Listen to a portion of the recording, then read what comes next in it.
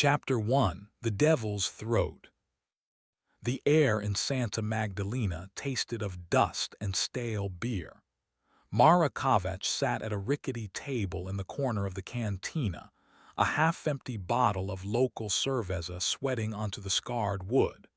Her gaze swept the room, cataloging the details with a journalist's precision. Peeling paint on the adobe walls revealed older layers of faded yellow and blue. A single ceiling fan wobbled, its lazy rotation doing little to stir the thick, humid air. It only rearranged the positions of the flies. Most of the patrons were locals, laborers with sun-hardened skin and vacant expressions. Their conversation, a low murmur of Spanish that she only partially understood. They nursed their drinks, seeking refuge from the oppressive afternoon sun that bleached the street outside to a pale, shimmering white. Mara's knuckles were white where she gripped her bottle. She was not on vacation. She was not here for the local color. She was a hunter, and this dingy outpost at the edge of the Amazon basin was where the trail began. Her contact was late, 47 minutes late. She had reread the encrypted message on her burner phone 3 times, the single line confirming the time and place. El Borracho, 14:00. Beneath the message was a string of coordinates, a location deep inside the green expanse that started a few kilometers beyond the town's edge. Her stomach tightened. For a year she had chased whispers, followed dead-end leads, and sifted through redacted corporate documents. It all pointed to Aethelgard Pharmaceuticals and a black site research project codenamed Asclepius. The project was officially shut down, its records sealed after a chemical spill. A lie. Her brother Stefan had been part of a clinical trial for an Aethelgard drug meant to treat a rare genetic disorder. The drug had not worked. It had done something else entirely. The company called it an unforeseen allergic reaction. They offered a settlement, wrapped in a non-disclosure agreement thick as a phone book. Mara had refused. She wanted answers, not blood money. Her investigation led her here, to this forgotten town in Colombia, to a meeting that felt less like a journalistic source confirmation and more like an arms deal. The cantina's batwing doors swung open, casting a long, sharp-edged shadow into the room. A man stepped inside, pausing for a moment to let his eyes adjust to the gloom. He was not tall, but he carried himself with a density that made him seem larger. His skin was the color of worn leather, his black hair cut short and practical. A faded t-shirt stretched across a broad chest, and his cargo pants were tucked into scuffed, mud-stained combat boots. He had a strong jaw, a nose that had been broken at least once, and dark, appraising eyes that missed nothing. He scanned the room once, his gaze lingering on Mara for a second before continuing its sweep. He moved with a coiled economy of motion, a predator's grace that seemed out of place among the slumped shoulders of the other patrons. This had to be him, Javier Mendoza. He walked to the bar, ordered a drink in quiet Spanish, and took a spot at the far end, leaning against the counter. He did not approach her. He simply waited, observing. This was part of the test. Mara understood. She took a slow sip of her warm beer, her own expression unreadable. She let another 10 minutes crawl by, the silence between them stretching into a thin, tense wire. Finally, she gathered her small pack, left a few pesos on the table, and walked toward the exit. As she passed the bar, she spoke without turning her head, her voice low. "You are Mendoza." "Depends who is asking," he replied, his voice a low gravel. He took a long drink from his glass, his eyes still fixed on the room's reflection in the dusty mirror behind the bar. The woman who is paying you an obscene amount of money to guide her into a place you would otherwise avoid. He turned his head slowly, his eyes finally meeting hers. They were cold like river stones. An obscene amount is not enough for La Garganta del Diablo. Double it. Mara's jaw tightened. We agreed on a price. The price was for a standard extraction in a difficult region, he said, setting his glass down with a soft click. I did some research after your message. The coordinates you sent are not for a standard region. They are for a place the locals have many names for. None of them are good, so the price has changed. Double, half now, half upon return. And I have final say on all decisions once we are in the jungle. We go my way at my pace. You carry your own gear. If you complain, I leave you there. Are we clear? She held his gaze, a flash of anger rising within her. He was arrogant and she despised being extorted. But he was also her only option. Every other guide she had contacted had refused the job outright, some of them crossing themselves when she mentioned the general area. Mendoza had a reputation. Ex-Special Forces, Colombian Army. He was said to be the best, capable of navigating the densest, most dangerous parts of the jungle. He was also said to be ruthless and unreliable. She had no choice. Fine, she said, her voice clipped. Double, you get the first half after I meet my contact. He gave a slight, humorless smile. Your contact, another complication. This is not just a hike for you, you have business in hell. He pushed himself off the bar. Come, we will talk in my office. His office was a small, stifling room behind the cantina, furnished with a metal desk, 2 mismatched chairs, and a calendar from 3 years ago. The air was thick with the smell of unsmoked cigars and machine oil. A large, detailed topographical map of the region was pinned to one wall, covered in pencil marks and annotations. Mendoza closed the door, the sounds of the cantina instantly muffled. He gestured for her to sit, then went to a locked metal cabinet in the corner. He unlocked it, the sound of the tumblers loud in the small room. Show me your gear, he commanded without turning around. Mara unzipped her pack and began laying out its contents on the dusty surface of the desk. A compact tent, a water purifier, ration packs, a first aid kit, a satellite phone, a camera with a telephoto lens. Mendoza turned back, a heavy-looking pistol in his hand. He glanced at her equipment, his lip curling in a slight sneer. This is tourist gear, he said, tapping her neatly packaged first aid kit with the barrel of his gun. Useless. Where is your weapon? The camera is my weapon, Mara retorted. I am a journalist, not a soldier.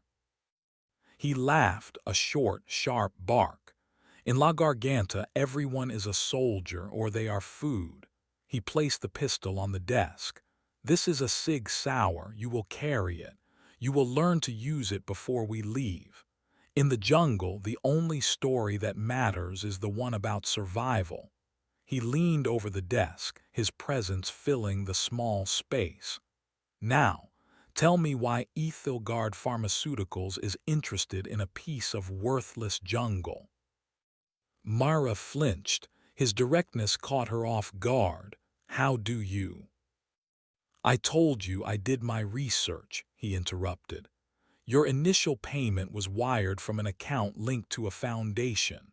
That foundation receives its primary funding from a law firm. That law firm is currently representing over a dozen clients in a class action suit against Aethelgard. You are not a tourist. You are not a scientist. You are here to find something to hurt them. His eyes narrowed. I do not care about your corporate war, but I will not walk into an ambush. What is Aethelgard's presence in that jungle? They had a research facility, Mara admitted, deciding that partial honesty was the safest route. Project Asclepius. They claimed it was shut down 5 years ago. I have reason to believe it is still operational, or that something was left behind. Mendoza stared at her, his expression unreadable. He traced the coordinates on the map with a finger. Here, he murmured, the heart of it, a place where the streams run black and the trees grow too close together. The legends say the ground there is poison. He looked up at her. Your contact, they are from the facility. Before she could answer, there was a soft knock on the door. Mendoza's hand went to the pistol on the desk. He moved to the door, listening. Who is it? He called out in Spanish. A man's voice, thin and reedy, answered. I have a package for Señorita Kovach. Mendoza unlocked the door and opened it a crack. A small, thin man stood in the hallway, his face beaded with sweat. His eyes darted nervously from side to side. He clutched a small, padded envelope in his hands. Mendoza opened the door wider and pulled the man inside, shutting it quickly behind him. You are late, Myra said, her voice sharp. The man flinched. Forgive me, I was followed, I had to be certain. He held out the envelope to her. His hand was trembling violently. This is all I could get, the rest is guarded. Mara took the envelope. Inside was a data chip and a folded piece of paper. She unfolded the paper. It was a hand-drawn map, more detailed than a standard topographical survey, showing a winding river and a series of landmarks. A symbol was marked in red ink, an arrow pointing up, enclosed in a circle. What is this? She asked, pointing to the symbol. The man swallowed hard. The entrance it is, not a cave, it is behind the water that falls up. Mendoza, who had been watching the exchange in silence, let out a low whistle. The Cascada Invertida, so the stories are true. What was the facility researching? Mara pressed, ignoring Mendoza. Her focus was entirely on the terrified man. What is on this chip? Genetics, cellular regeneration, the man stammered, his eyes wide with a frantic terror. They found something in the flora there, a catalyst. They thought it was a miracle, the panacea, a cure for everything, but it was unstable. His voice dropped to a choked whisper. It did not just heal, it improved, it rebuilt things, made them stronger faster, but it did not stop. The subjects, they kept changing. The test subjects, Mara prompted, her heart pounding. At first they used animals, then people, volunteers from the trials, the ones the official drugs failed. They were desperate. Aethelgard promised them a cure. He shook his head, a tear tracing a path through the grime on his cheek. The first sign was the noise, a chittering, not from their mouths, from their skin. Then the bones started to shift. Director Vance, he called it unforeseen developments. He locked them in the lower levels, but they got out. The man's story tumbled out, a torrent of fragmented, horrifying images. He spoke of screams in the ventilation shafts, of shadows moving with unnatural speed, of the security teams that went into the containment block and never came out. He described a final, desperate attempt to initiate a sterilization protocol, a lockdown that failed. Vance, he was a true believer, the man choked out. He thought it was the next stage of evolution. In the end, he took the purest sample himself. He wanted to become a god. He shuddered, wrapping his arms around himself. I was a low-level tech. I ran when the alarm sounded. I sealed the outer blast door. I do not know what he became, but I hear him in my dreams, giving orders, managing his new herd. Mara stared at the data chip in her hand. This was it, the proof, the testimony of what Aethelgard had done to her brother and countless others. It was more horrific than she had imagined. Mendoza put a heavy hand on the man's shoulder. You were followed. The man nodded jerkily. Two men in a black sedan. They have been in town for a week, asking questions, showing pictures. One of the pictures was of me. Then you will not be leaving through the front door, Mendoza said, his tone final. He turned to Mara. The price just went up again. We have company. He unlocked a heavy steel bar on the back wall, revealing a thick, windowless door. This leads to the alley. Get your gear. We are leaving now. The jungle is safer than this town. Mara quickly packed her bag, her mind racing. The story was bigger, darker. She shoved the pistol Mendoza had given her into the waistband of her pants, its weight a cold, unfamiliar presence against her skin. The man, her contact, was shaking uncontrollably. What about him? She asked. Mendoza handed the man a roll of cash from his pocket. He will disappear. It is what he is good at. He gave the man a hard shove towards the back door. Go. Do not stop running until you are across the border. The man scrambled out into the alley and vanished into the encroaching twilight. Mendoza watched him go, then turned to Mara. His face was grim. Get ready, journalist, he said, picking up his own heavy pack and a rifle that had been leaning against the wall. Your story is about to get very real, and the monsters are not just in the jungle. He led her out into the narrow, refuse-strewn alley. The sounds of the town seemed distant, muted. The air was cooling and the sky was a deep, bruised purple. A beaten-up Toyota Land Cruiser was parked at the end of the alley, covered in a thick layer of dust. Javi threw his gear in the back and climbed into the driver's seat.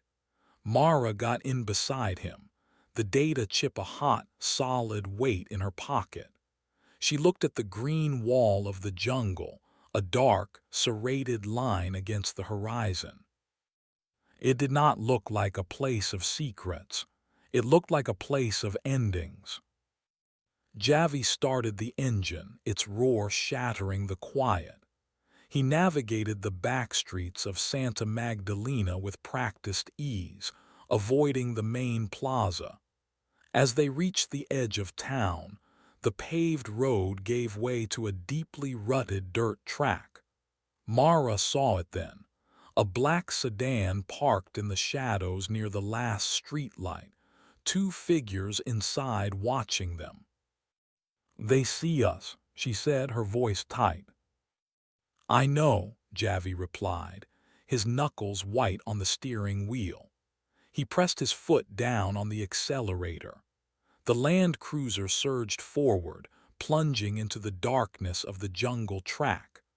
The last light of Santa Magdalena disappeared behind them, swallowed by the immense, breathing blackness of the trees. The road ahead was a tunnel, and Mara had the sudden, terrifying conviction that it was only one way. Chapter 2: The Green Hell. The jungle consumed them. One moment they were on a track, the next they were inside a living organism. The canopy overhead was a dense, interwoven ceiling that blotted out the sky, plunging the world into a perpetual twilight. The air, already thick in Santa Magdalena, became a wet, heavy blanket. It carried the scent of damp earth, sweet rot, and 1,000 kinds of unseen blossoms. Sound was different here, too. It was a physical presence, a constant, multi-layered chorus of insect hums, primate calls, and the rustle of things unseen moving through the undergrowth. The land cruiser's engine was a profane intrusion, a mechanical roar against the organic symphony.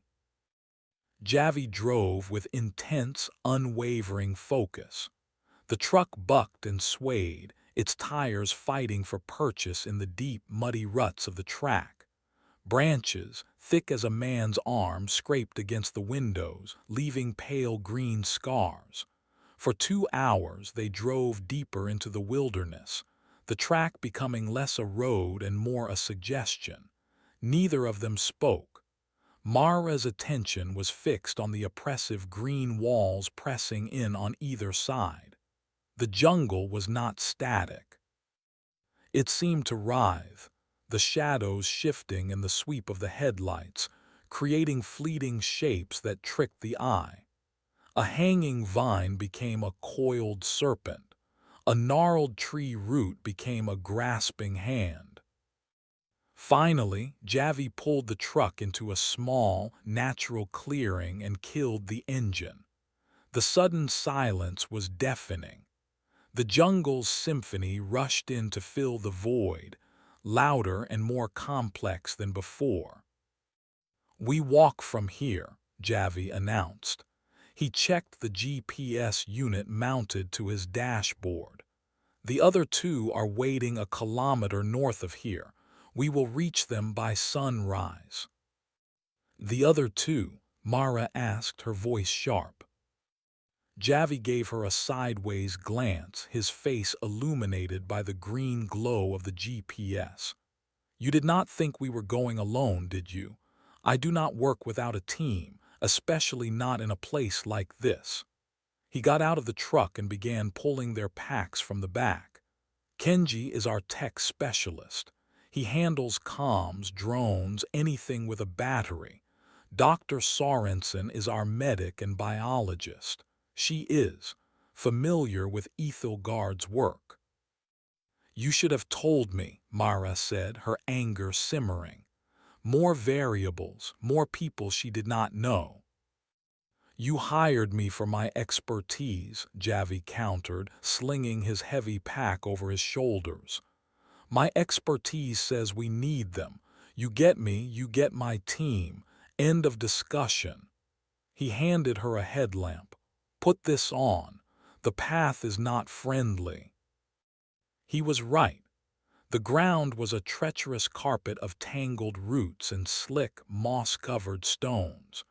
They moved in single file, Javi in the lead, his machete swinging in a steady, rhythmic arc to clear the grasping vines and broad, waxy leaves that blocked their way.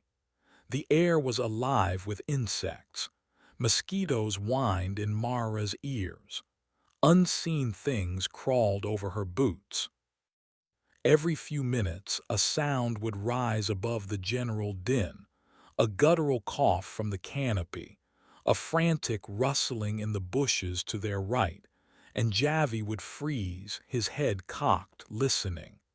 Then, with a curt nod, he would press on. Mara's body, conditioned to city life, screamed in protest. Her muscles ached. Sweat soaked through her shirt, plastering it to her skin. The weight of the pack, with the added bulk of the pistol Javi had given her, felt immense.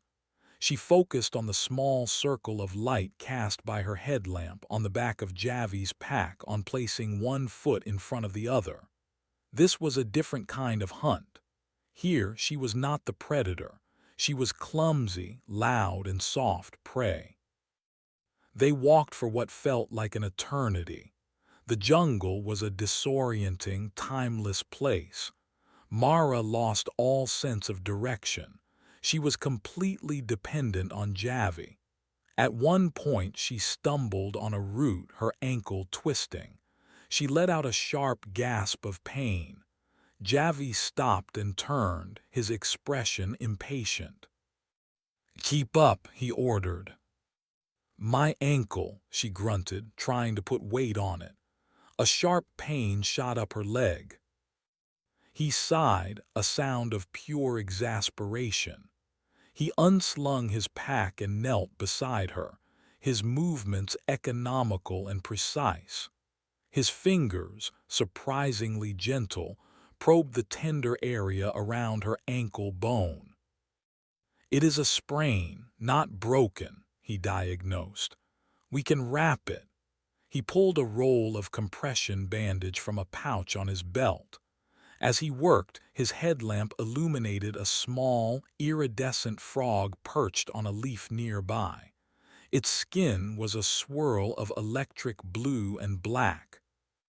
"Beautiful," Mara murmured, momentarily distracted from the pain. "It is poison," Javi said flatly, not looking up from his task.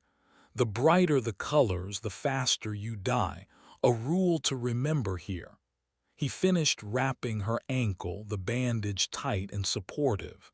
"Try it." Mara stood. The ankle was sore, but the pain was manageable. "It's better, thank you." "Do not thank me, just walk faster," he said, shouldering his pack again. "The sun will be up soon. I do not like to be exposed in the light." They continued their trek. The terrain began to slope upwards. The air grew cooler and the undergrowth thinned slightly. Mara could hear a new sound, faint but persistent, beneath the chorus of the jungle. It was a low, steady rumble. "What is that?" she asked. "The river," Javi answered. "We are getting close." They crested a ridge and Javi held up a hand, signaling for a halt. He pointed down into the shallow valley below. A small campfire burned brightly, a tiny orange spark in the immense green darkness. Two figures were silhouetted against the flames.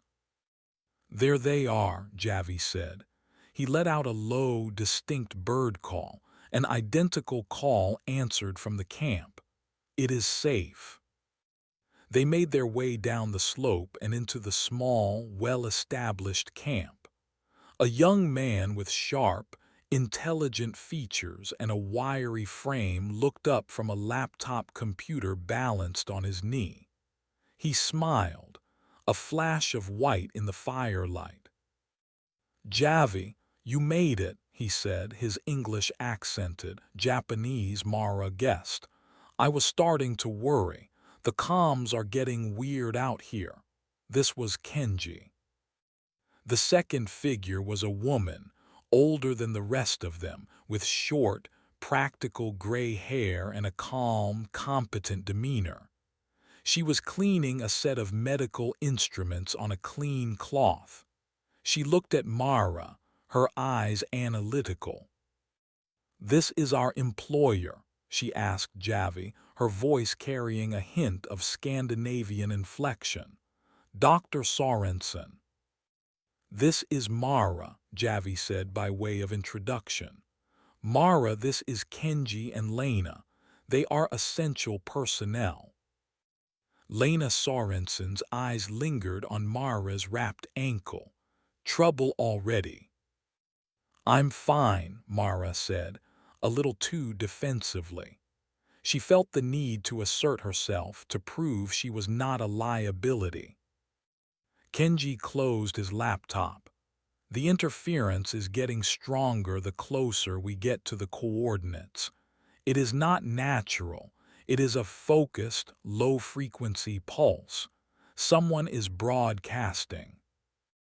"Aethelgard," Mara stated. "They are still here."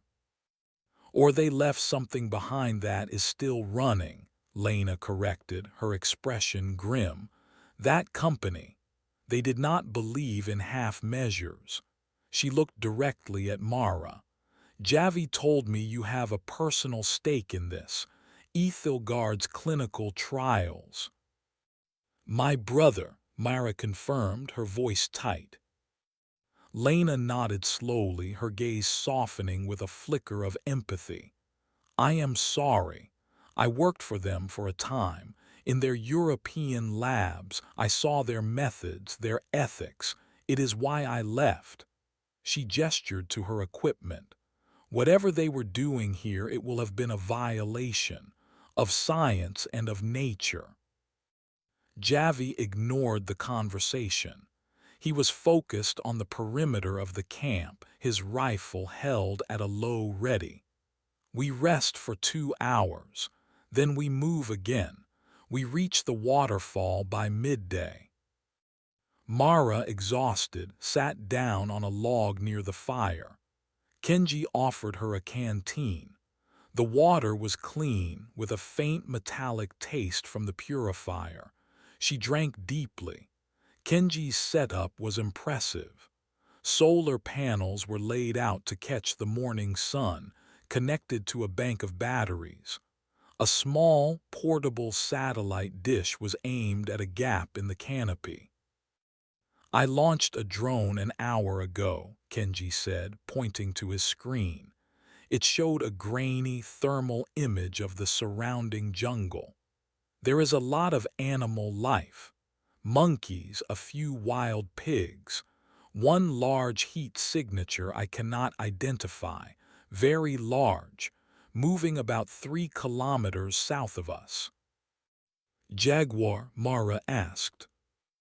Kenji shook his head. Bigger than a jaguar, much bigger, and the heat signature is inconsistent, almost cold in places. Javi overheard. It is the jungle. It has things that are not in the books. He did not seem concerned, merely stating a fact. They rested, but Mara could not sleep. The jungle was too loud, too alive.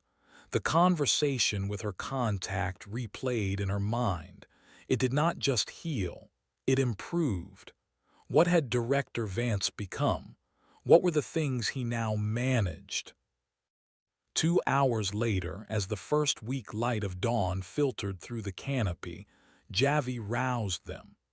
The camp was broken down and packed away with an efficiency that spoke of long practice. They set off again, the rumbling sound of the river growing louder with every step.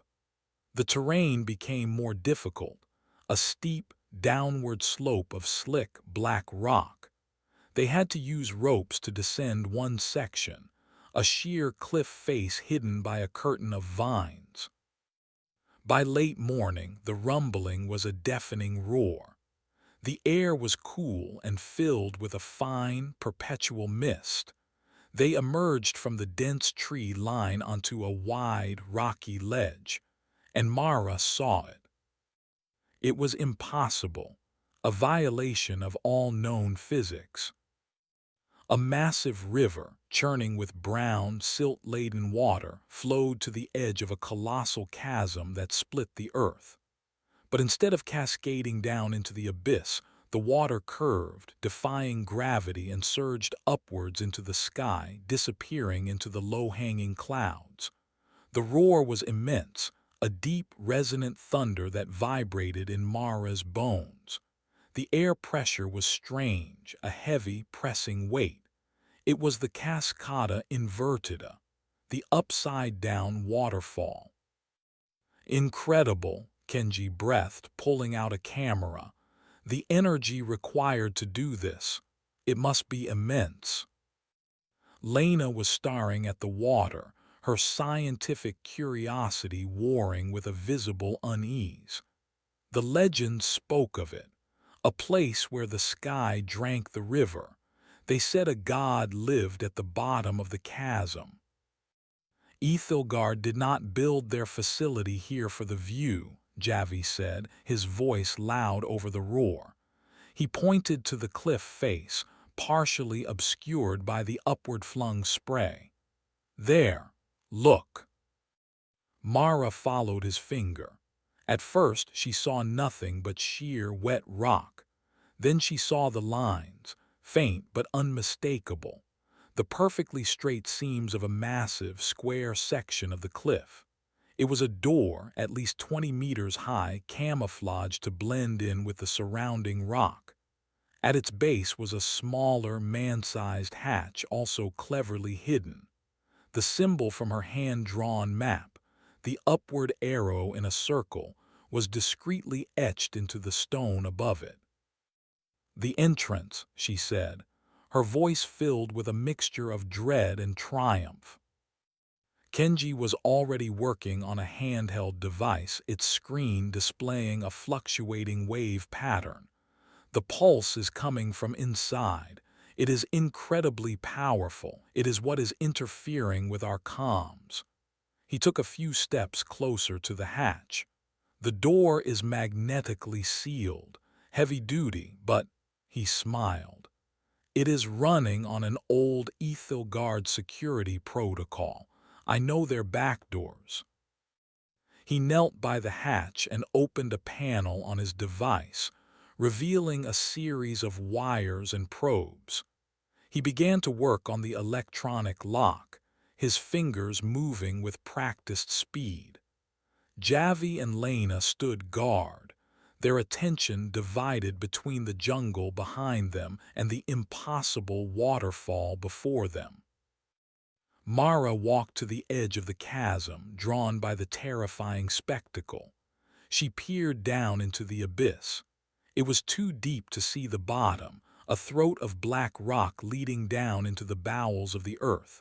But it was not empty. The mist from the waterfall swirled within it, and far below, a faint, pale, and intermittent light pulsed like a monstrous, sleeping heart. The ghost-capped mycelium, perhaps. A cold dread, colder than the spray on her face, washed over her. Her contact had said something about Vance wanting to become a god. Lena had mentioned legends of a god living at the bottom of the chasm. "I am in," Kenji announced, a triumphant grin on his face. There was a deep, grinding sound of metal on stone. With a great hiss of hydraulics, the small hatch slid open, revealing a dark, square tunnel leading into the cliff. A wave of cold, sterile air washed over them, carrying the faint, antiseptic smell of a laboratory. It was a stark contrast to the rich, organic scent of the jungle. "Welcome to Project Asclepius," Lena murmured, her voice grim. Javi chambered a round in his rifle, the sound sharp and final over the roar of the waterfall. "Stay close. Check your corners. From now on, everything is hostile." He ducked and entered the tunnel first. Lena followed, then Kenji. Mara took one last look at the outside world, at the green jungle and the impossible, upward-rushing water. Then she took a deep breath, switched on her headlamp, and followed her team into the waiting darkness. The heavy hatch slid shut behind her with a boom that sealed them in, plunging them into absolute silence. The roar of the waterfall was gone. The only sound was the hum of emergency lighting and the frantic beating of her own heart. Chapter 3: Station Alpha. The silence was a physical blow. After the ceaseless, overwhelming roar of the waterfall, its sudden absence was disorienting. Mara's ears strained, searching for a sound that was no longer there. All she could hear was a faint, low-frequency hum and the harsh sound of her own breathing in the enclosed space. The air was cold, dry, and carried a sterile, metallic tang, like the inside of a machine. They stood in a small, square chamber lined with smooth, gray metal. A single strip of red emergency lighting ran along the ceiling, casting long, distorted shadows. Ahead of them, a heavy blast door, identical to the one they had just entered, blocked the way. A keypad next to it glowed with a faint green light. "Airlock," Javi stated, his voice flat and calm. He swept the small chamber with the light mounted on his rifle. The corners were empty. The floor was clean, unnervingly so. There was no dust, no sign of the 5 years of neglect the facility was supposed to have endured. "The internal atmosphere is probably different from the outside," Lena said, her voice a low murmur. She unslung her pack and pulled out a small handheld device, a portable atmospheric sensor. She switched it on and its small screen came to life, displaying a series of readings. Nitrogen and oxygen levels are normal. Slightly elevated carbon dioxide, trace elements, argon, neon, and something else. An unknown organic compound in aerosol form, very faint. "Is it dangerous?" Mara asked, the word organic setting her teeth on edge. "I cannot tell without a proper analysis," Lena admitted. "The concentration is low. It could be a byproduct of the power system or something else." She looked uneasy. "My advice is to avoid breathing too deeply." Kenji was already at the inner door's keypad. He did not bother with his probes this time. He typed a rapid sequence of numbers into the pad. The external and internal systems are networked. If one backdoor is open, usually they all are. The keypad flashed green, and with a powerful hiss of depressurization, the inner blast door began to slide sideways into the wall. A wave of even colder air washed over them, carrying the same sterile scent, but with an underlying note of something else. Something unpleasant, faintly sweet like decaying flowers. Javi moved to the threshold, his rifle up. "Lights," he commanded. One by one, they switched on the powerful flashlights mounted to their gear. 4 beams of white light cut through the darkness, revealing a massive, cavernous space. They were standing on a platform at one end of what appeared to be a vast underground hangar. The ceiling was lost in shadow high above them, at least 30 meters up. The floor, 100 meters below the platform, was also shrouded in darkness. A series of catwalks and gantries crisscrossed the empty space, connecting their platform to other entrances and structures built into the chasm's rock wall. The architecture was brutalist and utilitarian, all gray steel and reinforced concrete. This was Station Alpha, the facility's receiving and logistics hub. "This is huge," Kenji breathed, his light playing over the immense structures. "The cost of building this, it must have been astronomical." "Aethelgard has deep pockets," Lena said grimly, "and no oversight." "Where is the power?" Mara asked. The only illumination came from their own lights and the sparse red emergency strips. "On backup," Kenji answered, pointing his beam at a thick bundle of cables running along the wall. "The main reactor must be offline. These systems are probably running on geothermal taps, enough to keep basic systems like the airlocks and the security grid online, but not much else." Javi took the lead, stepping onto the main catwalk. It was wide enough for a small vehicle. The metal mesh under his boots was coated in a fine, slick layer of condensation. "We stick to the plan," he said, his voice tight with command. "Find the central server, get the data, and get out. Kenji, where is the command center?" Kenji consulted a schematic on his tablet, which he had downloaded from the data chip Mara's contact had provided. According to this, the main command center is in the central spire, about 800 meters from our current position. He pointed his light across the chasm. A massive cylindrical structure was visible in the gloom, connected to their location by a long, suspended bridge. We need to cross that bridge to get to the core levels. Let's move, Javi ordered. Single file, 5-meter spread, watch your sectors. They moved out onto the catwalk, their footsteps echoing in the vast, silent space. The scale of the place was oppressive. It felt less like a research station and more like a subterranean city, built by giants. Mara's light swept across the rock walls of the chasm, revealing the marks of colossal drills and cutting machines.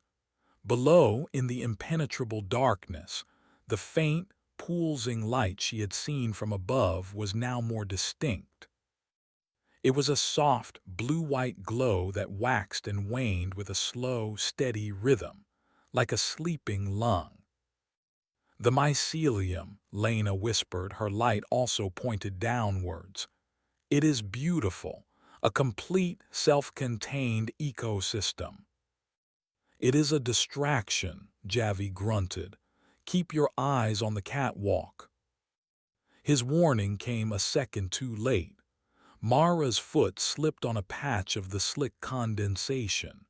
She pinwheeled, her arms flailing, the weight of her pack threatening to pull her over the edge. Javi's arm shot out, his hand clamping onto the strap of her pack like a vice. He hauled her back from the railing, his strength startling. "I told you to watch your step," he snarled, his face inches from hers. "This place will kill you for a moment's carelessness. Stay focused." Mara's heart hammered against her ribs. She nodded, unable to speak. The fall would have been a long one. She looked down again at the pulsing light below and shuddered. They continued their advance, moving with more caution now. The air grew colder as they approached the center of the chasm. The faint, sweet smell of decay was stronger here. Mara noticed something on the floor of the catwalk, a dark, dried stain, and another, and another. They were spaced irregularly, some small, some large enough to cover a dinner plate. "Lena," she called out, her voice low, "what is this?" Lena knelt, careful not to touch the stain. She scraped a small sample into a vial. "It looks like dried blood," she said, her voice clinical. "But the color is wrong, too dark, almost black." "Security personnel," Javi surmised, his light scanning the girders and gantries above them. There was a fight here. As if in answer, Kenji's light settled on something wedged in a support beam about 10 meters ahead. It was a standard-issue security helmet, the kind used by Aethelgard's private military contractors. A deep, triple-bladed gash was torn through its side, the metal peeled back like a can. "No human weapon made that," Kenji said, his voice trembling slightly. They were no longer just exploring an abandoned facility.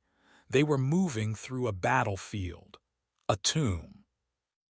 They reached the suspended bridge that led to the central spire. It was a long, narrow structure, exposed on both sides, with only a single railing for protection. The wind, a slow, cold current moving through the chasm, was stronger here. It moaned as it passed through the bridge's support cables. "Kenji, how is the structural integrity?" Javi asked. Kenji placed a small device on the bridge's surface. It hummed for a moment. "It is solid, built to withstand seismic activity. It will hold us." "Good," Javi said. "I will go first. Wait for my signal." He stepped onto the bridge, moving with a fluid, balanced grace. He crossed the first 20 meters, his light scanning every bolt and cable. He reached the other side and gave them a thumbs up. "It is clear. Come one at a time." Lena went next, then Kenji. Mara was last. She took a deep breath and stepped onto the bridge. The chasm yawned on either side of her. The pulsing light from below seemed to call to her, a siren's song from the deep. She kept her eyes fixed on the door at the far end of the bridge, on the backs of her teammates. The sweet, rotten smell was much stronger here, clinging to the air. She was halfway across when she saw it. On the floor of the bridge, almost invisible in the gloom, was a single, child-sized sneaker. It was clean, almost new. It did not belong here. The image of the drawing her contact had mentioned, a child's crayon picture of a smiling monster, flashed in her mind. Had there been families here, children? She reached the other side, her mind reeling. The door to the central spire was ajar. It had been forced open, the thick steel bent and twisted inwards. The damage was immense. The edges of the torn metal were sharp, jagged. "Something big wanted in," Javi observed, examining the door. "Or out." He pushed the door open further, the screech of tortured metal echoing in the silence. The area beyond was a circular corridor, the walls lined with residential doors. The residential block. The stench of decay was overwhelming now. It was coming from inside one of the apartments. "I need to find the server room," Kenji said, his voice strained. He wanted to be anywhere else. "The schematic says it is 2 levels down. We can take the central elevator." "We take the stairs," Javi countered immediately. "Never use an elevator in a hostile environment. It is a perfect trap." They found the stairwell at the far end of the corridor. The door was closed but unlocked. Javi pushed it open slowly, his rifle leading the way. The stairwell was dark, a concrete shaft spiraling down into blackness. They began their descent, their footsteps loud on the metal steps. After one flight of stairs, they found the first body. It was a man in a scientist's lab coat, crumpled at the bottom of the steps. His body was desiccated, almost mummified, but his face was a mask of pure terror, his eyes wide, his mouth locked in a silent scream. There were no visible wounds on him. "What happened to him?" Mara asked, her stomach churning. Lena knelt and examined the body, her face grim. "There are traces of the unknown organic compound on his clothes, a much higher concentration." She pointed to a series of small, puncture-like marks on the man's neck and arms. "It looks like he was injected with something." She stood up, a look of dawning horror on her face. The guilt veined. The contacts report mentioned them. Subjects merged with the flora. They released spores, he said. As if on cue, a soft, golden light began to glow from the level below them. It pulsed gently, in time with the larger light from the chasm floor. It was beautiful and utterly menacing. "We have company," Javi said, his voice a low growl.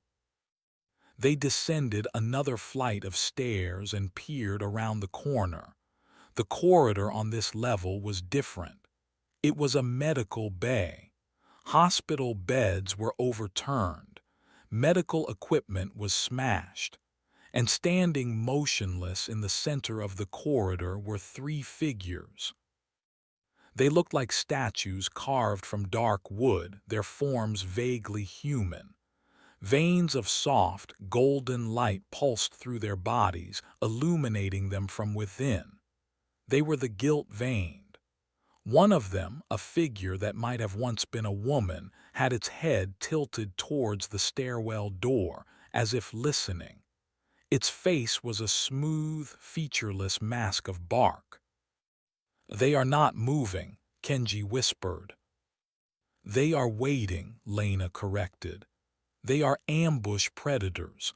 The report said they react to warmth, carbon dioxide." They were trapped. The way forward was blocked by these living statues, and the only way back was up. As they watched, a small, rat-like creature scurried out from under a bed and ran across the corridor. As it passed the nearest guilt-veined, the creature's head snapped towards it. A cloud of shimmering, golden dust erupted from the pores on its skin. The rat convulsed once and fell over, dead. The dust settled, coating the small body in a sparkling frost. A slow, creeping tendril of what looked like a root emerged from the base of the guilt-veined and snaked its way towards the dead rat. It touched the small body, and the corpse began to break down with terrifying speed, dissolving into a gray slurry that was absorbed by the root. Mara felt a wave of nausea. She took an involuntary step back, her boots scraping loudly on the concrete. The heads of all three guilt-veined snapped towards the stairwell door. "Move," Javi hissed, shoving them back up the stairs. "Now." They scrambled back up the way they came, their hearts pounding. They did not stop until they were back in the circular residential corridor. Javi slammed the stairwell door shut and wedged his machete under the handle, barring it. A heavy, rhythmic thump started on the other side of the door.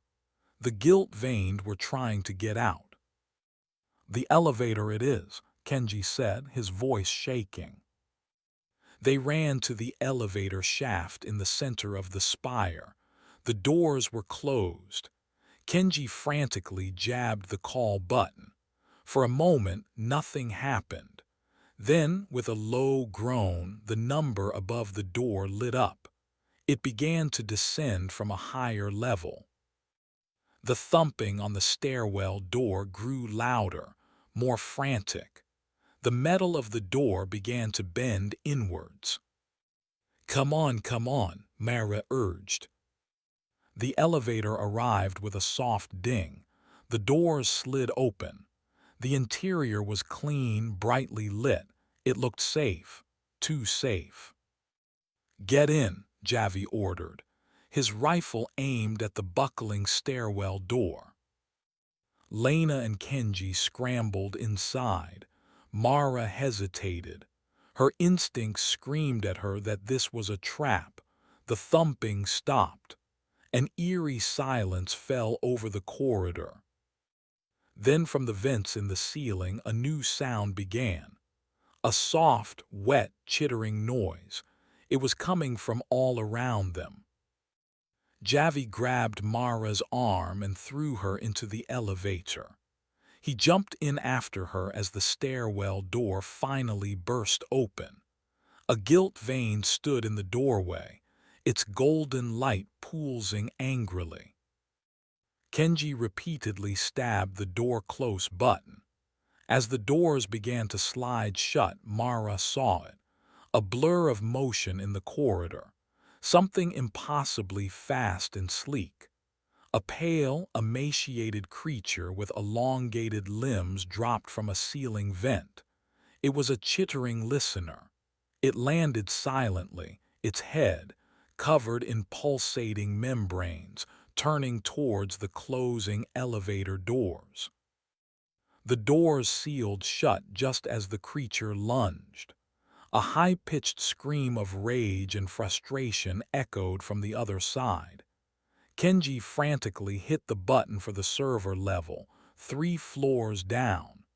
The elevator began its smooth, silent descent. They were safe for the moment, but they were also trapped in a small metal box, descending deeper into the heart of a facility that was very much alive. And now, the facility knew they were here. Chapter 4: The Digital Ghost. The elevator was a sterile cage, its descent a smooth, soundless fall. The raw terror of the chase in the corridor gave way to a cold, suffocating tension. Javi stood with his back to the control panel, rifle pointed at the doors, his entire body a coiled spring. Kenji was on the floor, his back against the wall, head between his knees, taking deep, shuddering breaths. Lena stood motionless, her eyes closed, her face a pale mask of concentration, as if trying to dissect the last few moments with clinical precision. Mara leaned against the cool metal wall, the Sig Sauer a heavy, alien weight in her hand. The image of the chittering listener's lunge, its silent, explosive speed, was burned into her vision. The creature had not made a sound until its final shriek of frustration. It hunted in absolute silence. How many more were there? Report, Javi's voice was sharp, cutting through the heavy quiet. Everyone report injuries. Negative, Lena said, opening her eyes. They were clear, focused. Adrenaline levels are critical, but no physical damage. I am fine, Kenji mumbled from the floor, not looking up. Just fine. Mara pushed herself upright. I'm operational. The words felt hollow, a borrowed phrase from Javi's world. Her hands were shaking. She forced them still, gripping the pistol tighter. The acrid smell of burnt cordite from Javi's rifle filled the small space. He hadn't fired a shot. The creatures had been too fast, the encounter too brief. He was a professional, and professionals do not shoot what they cannot identify. The numbers above the door decreased. -2. The descent was unnervingly long. This facility is deeper than the schematics suggested, Kenji said, finally pushing himself to a sitting position. He pulled his tablet from his pack, his fingers flying across the screen. These core levels, they are burrowed deep into the chasm wall. Far from the surface, Lena added, her voice low. Far from any prying eyes or satellite imagery. They wanted this place completely isolated. They succeeded, Mara muttered, her gaze fixed on the elevator doors. With a soft, almost polite ding, the elevator stopped. The number -3 glowed above the door. For a moment, nothing happened. The doors remained shut. Kenji, Javi prompted, not taking his eyes off the door. It should open, Kenji said, frowning at his tablet. The system command was completed. The doors are locked from the outside. A cold dread settled in Mara's stomach. They were trapped. A soft click echoed through the car. A small, circular speaker grill above the control panel, previously unnoticed, was now active. A voice emerged from it. It was calm, genderless, with the unnervingly pleasant cadence of a corporate automated system. "Welcome," the voice said. "Your presence has been noted. For your safety and the integrity of Station Alpha, please remain stationary for mandatory biometric and genetic sequencing." A thin, horizontal slit of red light emanated from the speaker grill, slowly scanning the elevator's interior. It passed over each of them, a cold, analytical gaze. "What is that?" Mara demanded.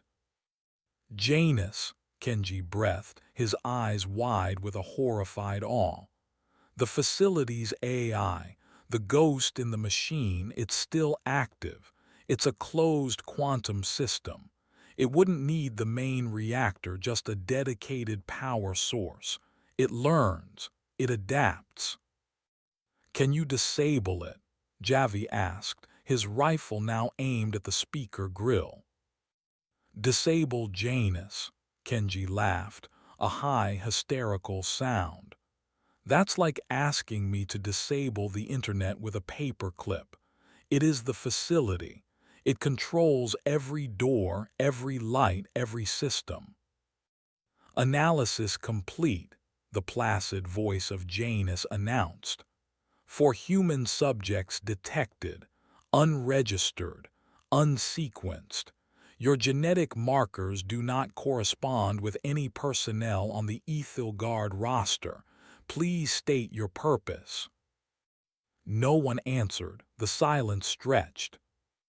Your reticence is noted, Janus continued. Initiating standard containment protocol for unauthorized biological contaminants.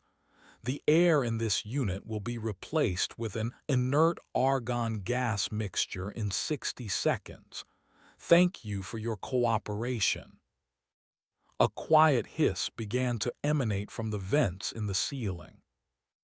It's going to kill us, Mara gasped, a wave of panic rising. Kenji, Javi barked, get us out of here now. Kenji was already a blur of motion.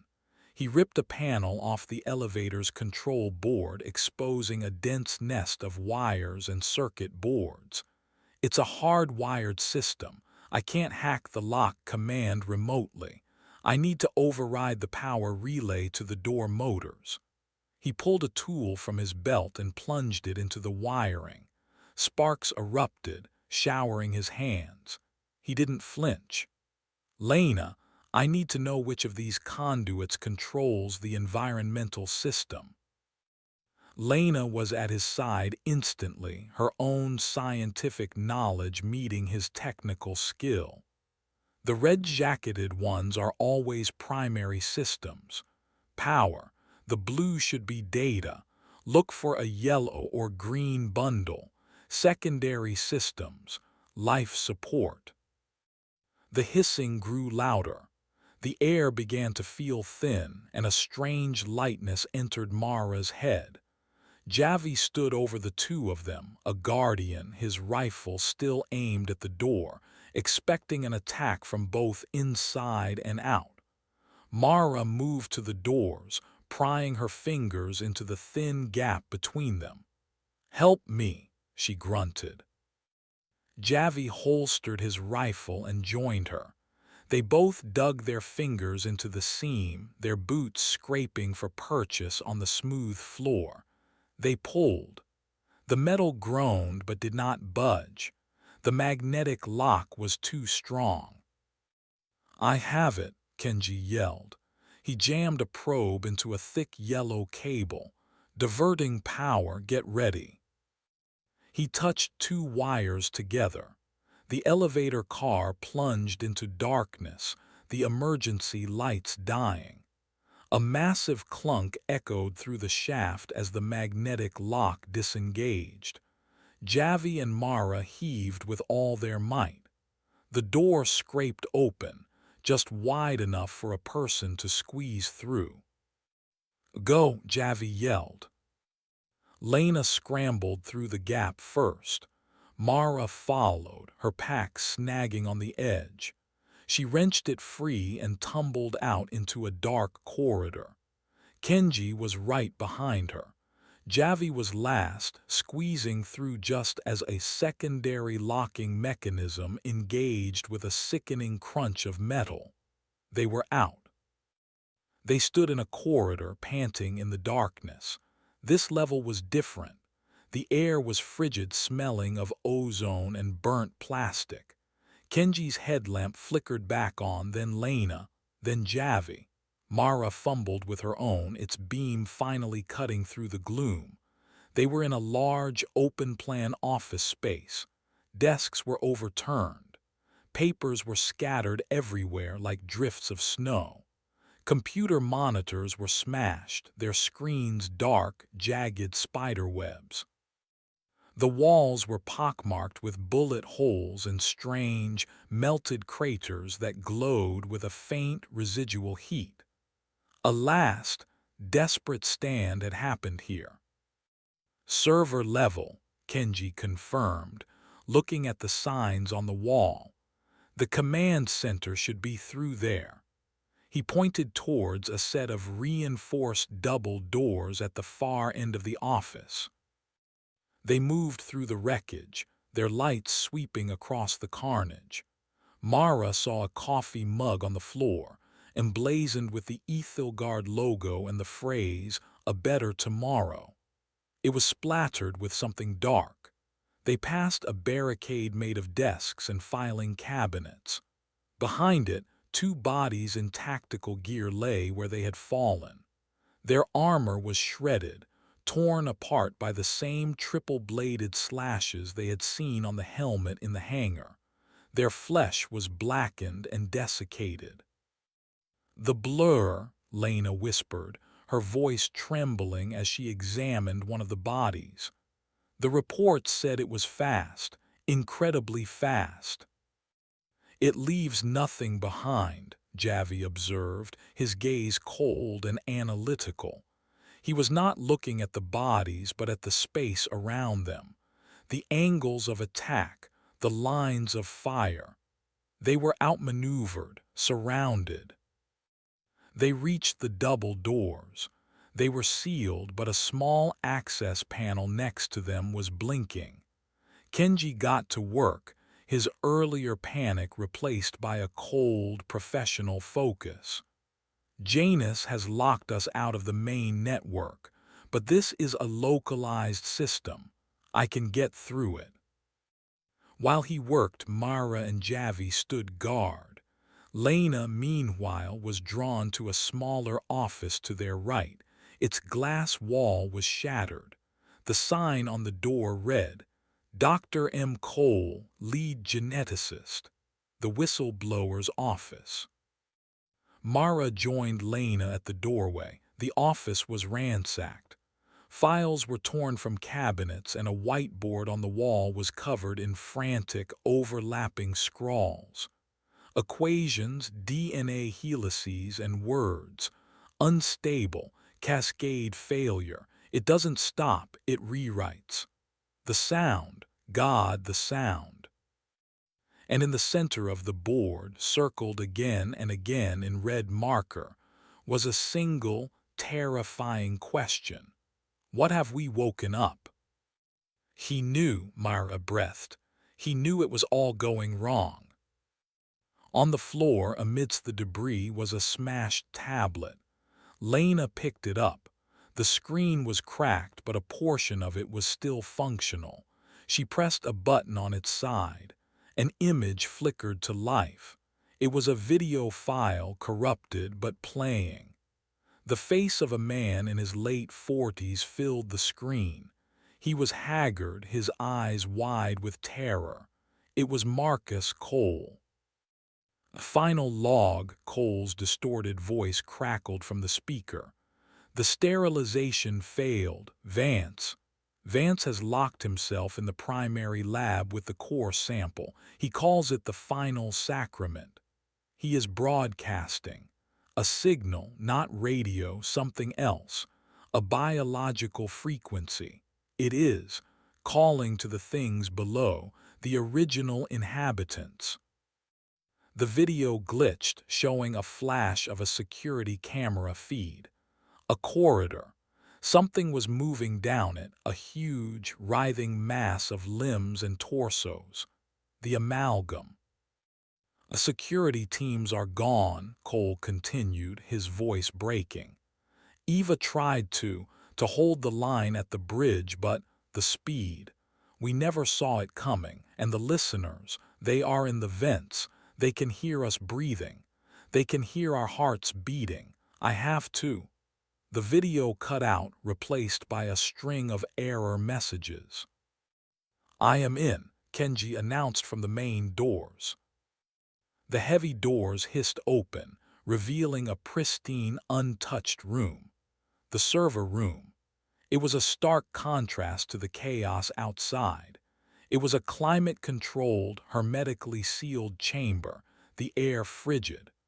Rows upon rows of black server racks stood in silent formation, their thousands of tiny green lights blinking in a steady, hypnotic rhythm. In the center of the room was a raised platform with a command console. "This is it," Kenji said, walking into the room with a sense of reverence. "The brain of Station Alpha." They followed him inside, the doors hissing shut behind them. "Find what you need," Javi said, taking up a position by the door. "Quickly."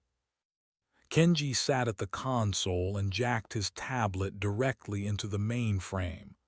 "Janus is fighting me. It is trying to isolate the system, but the data is here, all of it. The Asclepius Project files, medical records, subject logs, it is, more than I expected, terabytes of data." "Get it all," Mara insisted. "Get everything." "The transfer will take time," Kenji warned. "At least 15 minutes to copy the core files." "Then you have 10, Javi grunted. While Kenji worked, his fingers a blur on the holographic keyboard that shimmered into existence above the console, Lena and Mara explored the room. It was cold, clean, and soulless. It felt like the safest place in the entire facility. A screen on one of the server racks flickered. A video file began to play. It was another security feed, this one from a high-security containment cell. A man in an orange jumpsuit was inside, rocking back and forth.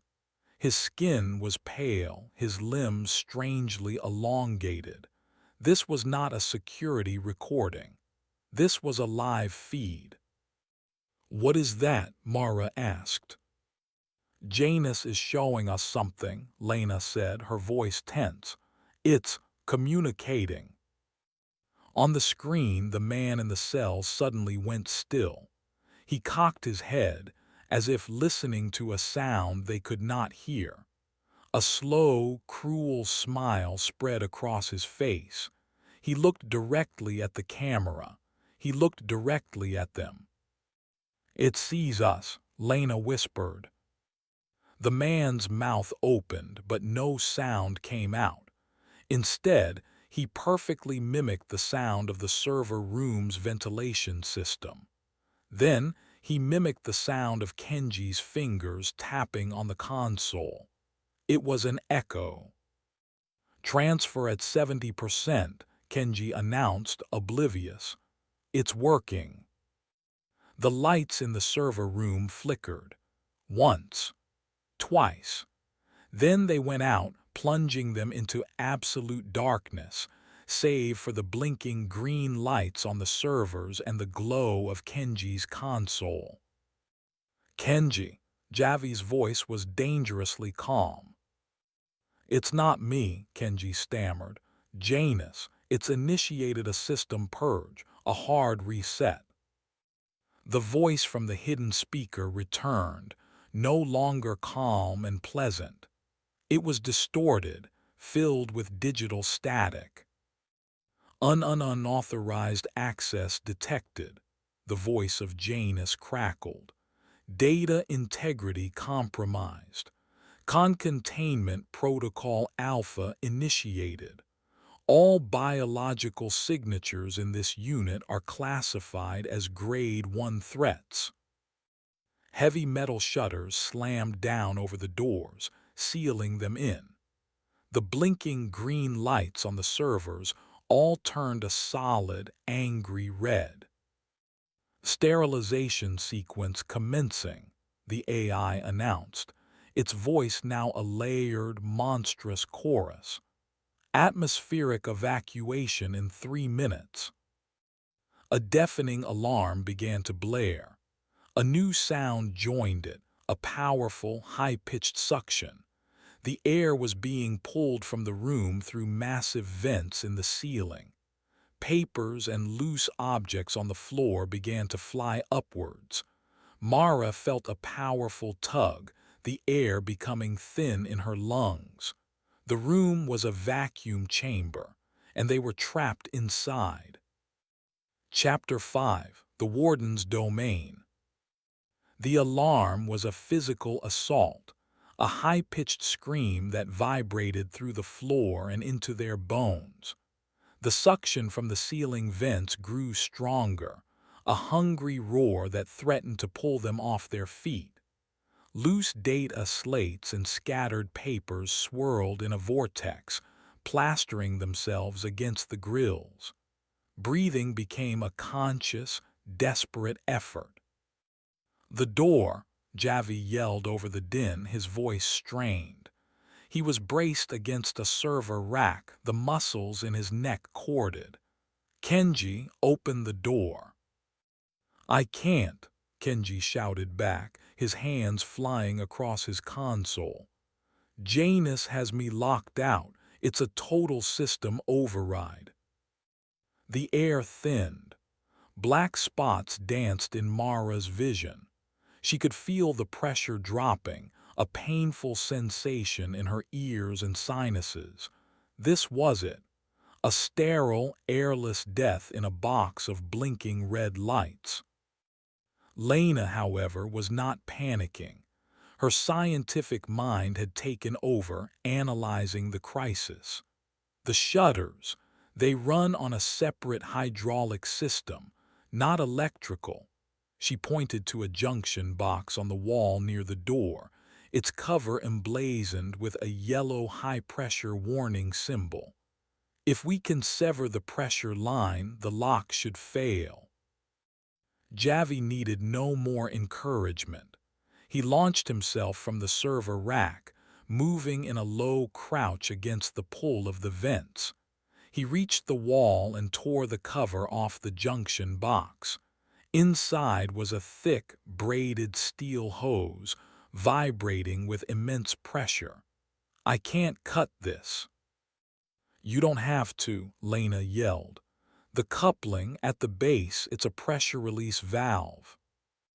Javi located the large, hexagonal nut where the hose met the wall. He pulled a heavy multi-tool from his belt, but he couldn't get enough leverage. The angle was wrong, and the suction was trying to tear him from the wall. Mara saw her chance. She scrambled to him, her own lungs burning. "Brace me," she gasped. Javi understood. He planted his feet, grabbing a handhold on the exposed conduit, and locked his other arm around Mara's waist, anchoring her. She leaned out, using his body as a counterweight, and fitted the jaws of his tool onto the nut. She put all her weight into it. The metal groaned. Her muscles screamed. For a heart-stopping second, nothing happened. Then, with a sudden, violent crack, the coupling gave way. The hose whipped free like a striking snake, spewing hydraulic fluid. A deafening bang echoed through the room as the pressure in the shutter system vanished. The heavy metal barrier dropped a few inches with a grinding screech, then jammed. There was a gap, no more than half a meter high, at the bottom. "Go through the gap," Javi roared. The suction was strongest near the floor. It was like fighting a hurricane. Lena went first, crawling on her belly, the force tearing at her clothes. She slid through the opening and was gone. Kenji followed, clutching his tablet to his chest like a holy relic. He screamed as a loose cable whipped past his face, but he made it. Mara was next. The world was a gray, swimming haze. She crawled, her nails scraping on the metal floor. She reached the gap, the promise of air just beyond. Javi shoved her hard from behind, pushing her through. She landed in a heap in the chaotic office outside, gasping, her lungs burning as they filled with blessed, breathable air. She looked back. Javi was still inside, trying to crawl towards the gap, but a heavy server rack, its floor bolts loosened by the vibration, was toppling over. It was falling directly towards the door, threatening to seal the exit completely. "Javi!" she screamed. He saw it too. There was no time to crawl. In a final, desperate act of explosive strength, he launched himself forward in a low dive, sliding across the floor on his chest. He shot through the gap, a split second before the multi-ton server rack crashed down with a cataclysmic boom, its metal frame crumpling as it sealed the server room forever. Javi lay on the floor outside, gasping, covered in hydraulic fluid and dust. The alarm inside the sealed room was abruptly cut off. Silence fell, broken only by their ragged breathing. They had survived. "Transfer?" Lena asked, her voice raspy. Kenji, still on the floor, gave a weak thumbs up. He held up his tablet. The screen showed a single, completed progress bar. "I got it," he wheezed. "The whole data core, but Janus fought back. The files are fractured, corrupted. It's not a neat package anymore. It's a digital crime scene. I can piece it back together, but it will take time, hours, and I need to be stationary." Javi pushed himself to his feet, wincing. "Then we find a place to hide, a defensible position." He retrieved his rifle and did a quick systems check. "The AI will use the facility against us. We need to get off its grid. Old tunnels, maintenance shafts, anywhere the main sensors can't see us." They took a moment to gather themselves. The immediate threat was over, but the entire station was now actively hostile. They were no longer intruders. They were a virus that the system was trying to purge. As if to confirm this, the lights in the office block began to flicker, and doors down the corridor began to open and close randomly. Janus was hunting them. "This way," Javi said, gesturing down a service corridor they had ignored earlier. "Away from the primary sectors." They moved deeper into the facility's guts. The corridors here were narrow, filled with thick pipes and humming electrical conduits. The clean, sterile aesthetic of the upper levels was gone, replaced by raw, functional concrete and exposed steel. The air was warmer, thick with the smell of oil and hot metal. They had entered the station's engine room. And they began to see the signs. At first they were subtle. A tripwire made of fiber-optic cable stretched at ankle height. A pressure plate cleverly hidden under a loose floor panel, not connected to an explosive but to an alarm. These were not the actions of a rogue AI or a feral beast. This was human cunning. Then they found the barricade. It was new. It blocked a major intersection built from welded scrap metal and reinforced plating. It was a professional piece of work, with firing slits cut at strategic heights. It was not designed to keep things out. It was designed to channel them, to direct movement. "He's been busy," Javi murmured, his light playing over the clean welds. "Who?" Mara asked. "The one in charge," Javi replied. "The one who is managing this place." They found a way around the barricade, through a cramped, sweltering ventilation shaft that left them soaked with greasy condensation. They emerged into a new section of the station. The signage on the walls had changed. The primary language was still English, but beneath it were stenciled warnings in Spanish and Russian. This was the medical research wing, the heart of Project Asclepius. And it was a nightmare. They entered a massive laboratory. Dozens of tall, cylindrical glass tanks lined the walls, each one filled with a murky, amber fluid. Inside them were things, a creature with the torso of a man and the multi-jointed legs of an insect, a set of human lungs, grotesquely oversized, floating in the fluid, still contracting and expanding. Ahead, its face serene, with a crown of writhing, bioluminescent tentacles in place of hair. These were the failed experiments, the discarded prototypes. Most of the tanks were dark, their contents little more than shadows, but some were still lit, their specimens held in a state of suspended animation. Lena stared, her face a mixture of scientific fascination and moral revulsion. "My God," she whispered, "this is what they were doing. Gene splicing, hybridization with the native life forms. This wasn't about curing disease. This was about creating weapons." In the center of the lab was a large, circular operating theater, its stainless steel table gleaming under a single, focused surgical light. The table was not empty. Strapped to it was a creature that defied description. It was a mass of mismatched limbs and flesh, a collage of different bodies fused together, an amalgam, but it was unfinished. Surgical tools, saws, scalpels, heavy-duty sutures were laid out neatly on a tray beside it. A large syringe, filled with the same golden fluid that pulsed through the gilt vein, was sitting on a stand, ready for injection. Someone had been interrupted mid-procedure. Mara felt her stomach heave. This was not the work of a monster. This was the work of a surgeon, a creator. "Vance," she breathed, "Director Vance."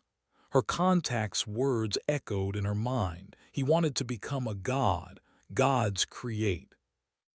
A computer terminal next to the operating table flickered to life. All other screens in the lab remained dark. This was a deliberate act. A message appeared on the screen, typed out letter by letter in a clean, sans serif font. "You have proven more resilient than the last group. I am impressed. Your biology is robust. The FEMALAS in particular show genetic markers suitable for enhancement. The male with the weapon is a prime physical specimen.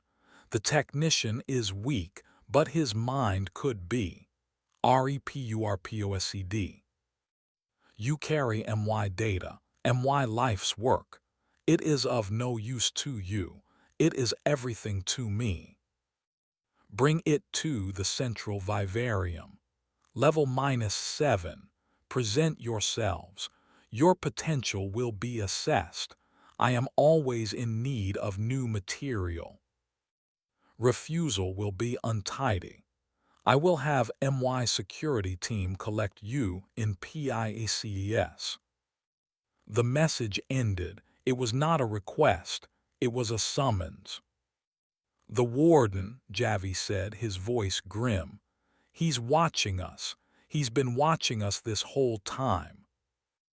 Kenji looked terrified. "He wants to turn us into those," he stammered, gesturing at the tanks. "We have to get out of here. We have to go back up." "Going up means walking into his arms," Javi countered. "He's just told us he controls the security team. The blurs, the listeners, they are not just feral. They are his hunting dogs. He will drive us right into a trap." "So what do we do?" Mara asked, her mind racing. "We can't stay here." Before Javi could answer, a deep, grinding tremor shook the entire station. It was not a tremor from an earthquake. It was a rhythmic, pulverizing impact that seemed to come from directly beneath them. The glass tanks in the lab vibrated, the fluid inside sloshing violently. A hairline crack appeared in one of them. Thump grind, thump grind. The sound was immense, the sound of a mountain being chewed apart. It was coming from the chasm, from the darkness below. "What now?" Lena cried out, grabbing onto a countertop for balance. Kenji's eyes were fixed on a seismic sensor on one of the lab's monitoring stations. It's the large life form, the one I saw on the thermal scan from the jungle. His face was ashen. It's moving, right below us. It's attacking the station's foundation. The depth stalker. The station groaned, a long, tortured sound of stressed metal. The lights flickered and died, plunging them into darkness again. Their headlamps cut through the gloom, revealing dust shaking loose from the ceiling. They were caught, trapped between the calculating, surgical madness of the warden in the station above and around them, and a colossal, elemental force of destruction trying to get in from below. Escape up was a guided slaughter. Staying put meant being buried alive. Javi made a decision. His face was a mask of grim determination in the shifting beams of their lights. He looked at the floor plans displayed on a nearby monitor, at the deeper levels of the station. His eyes narrowed on the vivarium, the warden's chosen territory, and the geothermal core levels far below it. The entire station shuddered again, more violently this time. The cracked tank in the corner burst, spewing its amber fluid and its half-formed contents onto the floor. "We can't go up.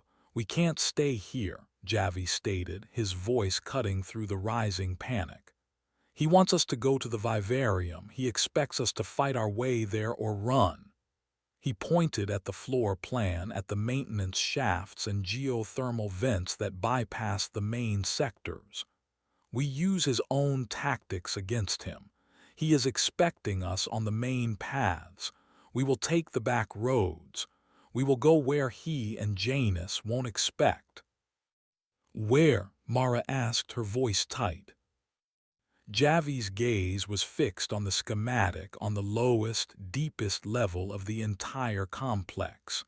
Level -9, the geothermal core, a place of raw power and crushing pressure, a place as far from the warden's control as they could possibly get. It was a desperate, insane gamble. "Down," Javi said, his voice a low command that left no room for argument. "We go down." Chapter 6: The Gutters. The station screamed. It was a long, grinding chorus of tortured metal as the colossal impacts from below sent shudders through its very spine. The tank of the half-formed amalgam, its glass shattered, belched its foul, amber fluid across the laboratory floor. The grotesque creature within it, a mockery of life, flopped once, then lay still in the spreading pool. Another violent tremor rocked the room, and a network of cracks spread across the ceiling. Dust and debris rained down upon them. "We move, now." Javi's voice cut through the chaos like a whip. He was already moving, his rifle up, his headlamp beam slicing through the dust-filled air. He led them away from the gruesome operating theater, away from the silent judgment of the warden's message, and towards a small, unassuming service hatch set into the far wall. The sign above it was faded, reading, "Geothermal Conduit Access Level 6." "Here," he said, grabbing the recessed wheel handle on the hatch. "This is our way down," off his map. He strained, his muscles bunching. The wheel did not move. It was frozen with rust and disuse. Kenji stumbled forward, his face pale. "This is suicide. The whole station is coming down. We should be going up to the surface." "Going up leads to his scalpel," Javi grunted, straining against the wheel. "He is hurting us. This is the one path he will not expect." He gave one last monumental heave. With a screech of protesting metal, the wheel turned. A series of heavy locking bolts retracted with loud, echoing clunks. Javi pulled the thick steel hatch open, revealing a wall of absolute blackness. A gust of hot, foul-smelling air, thick with the scent of rust and stagnant water, washed over them. It was the station's breath. "The gutters," Lena said, her voice a mixture of dread and resignation. "The service corridors, they will not be clean." "They will get us to the core," Javi stated. He shone his light into the opening. It revealed a narrow, vertical shaft descending into the gloom. A simple iron ladder, its rungs slick with some kind of dark slime, was bolted to the far wall. "I will take point. Lena, you follow. Kenji, Mara, you are in the middle. I want our strongest at the front and back." The unspoken meaning was clear. He and Mara were the fighters. Another tremor, more violent than the last, shook the lab. A large section of the ceiling collapsed, bringing down a shower of concrete and twisted pipes onto the spot where they had been standing seconds before. "No more discussion," Javi commanded. He swung himself into the shaft, his boots finding purchase on the slick ladder. He began to descend without looking back. Lena took a deep breath, her face set, and followed him down. Kenji hesitated, his eyes wide with terror. "I can't." "Yes, you can," Mara said, her voice firm. She gave him a hard shove towards the opening. "Move, Kenji. Now." He whimpered but obeyed, disappearing into the hot darkness. Mara took one last look at the ruined lab, at the silent, accusing specimens in their tanks. Then she turned and followed her team into the guts of the station. The change in environment was immediate and total. The cold, sterile air of the labs was replaced by a suffocating, wet heat. The only sounds were their own movements, the drip of unseen fluids, and the constant, bone-jarring thump grind of the depth stalker, which was somehow louder and more intimate in the enclosed space. The metal walls of the shaft were warm to the touch and coated in a thick, greasy film. They descended for what felt like an eternity, the world shrinking to the small circle of light cast by their headlamps and the rung of the ladder in front of them. After about 50 meters, the vertical shaft opened onto a horizontal service tunnel. It was little more than a crawl space, 1.5 meters high, crammed with thick, insulated pipes and bundles of humming cables. They had to crouch, moving in a painful, hunched posture. "Stay off the red pipes," Javi's voice echoed back from the front. "They carry superheated steam from the geothermal vents. Touch one and you will lose the skin." They shuffled along, the heat growing more intense. The air was a soup of foul odors. Mara could identify oil, ozone, and rust, but there was something else underneath it all. A coppery, organic smell like an old slaughterhouse. She saw the source a few minutes later. Her light fell upon a creature huddled in the space between two large pipes. It was a rat, or what was left of one. Its body was pale and bloated, and it was being consumed from the inside out by a writhing mass of thick, white worms.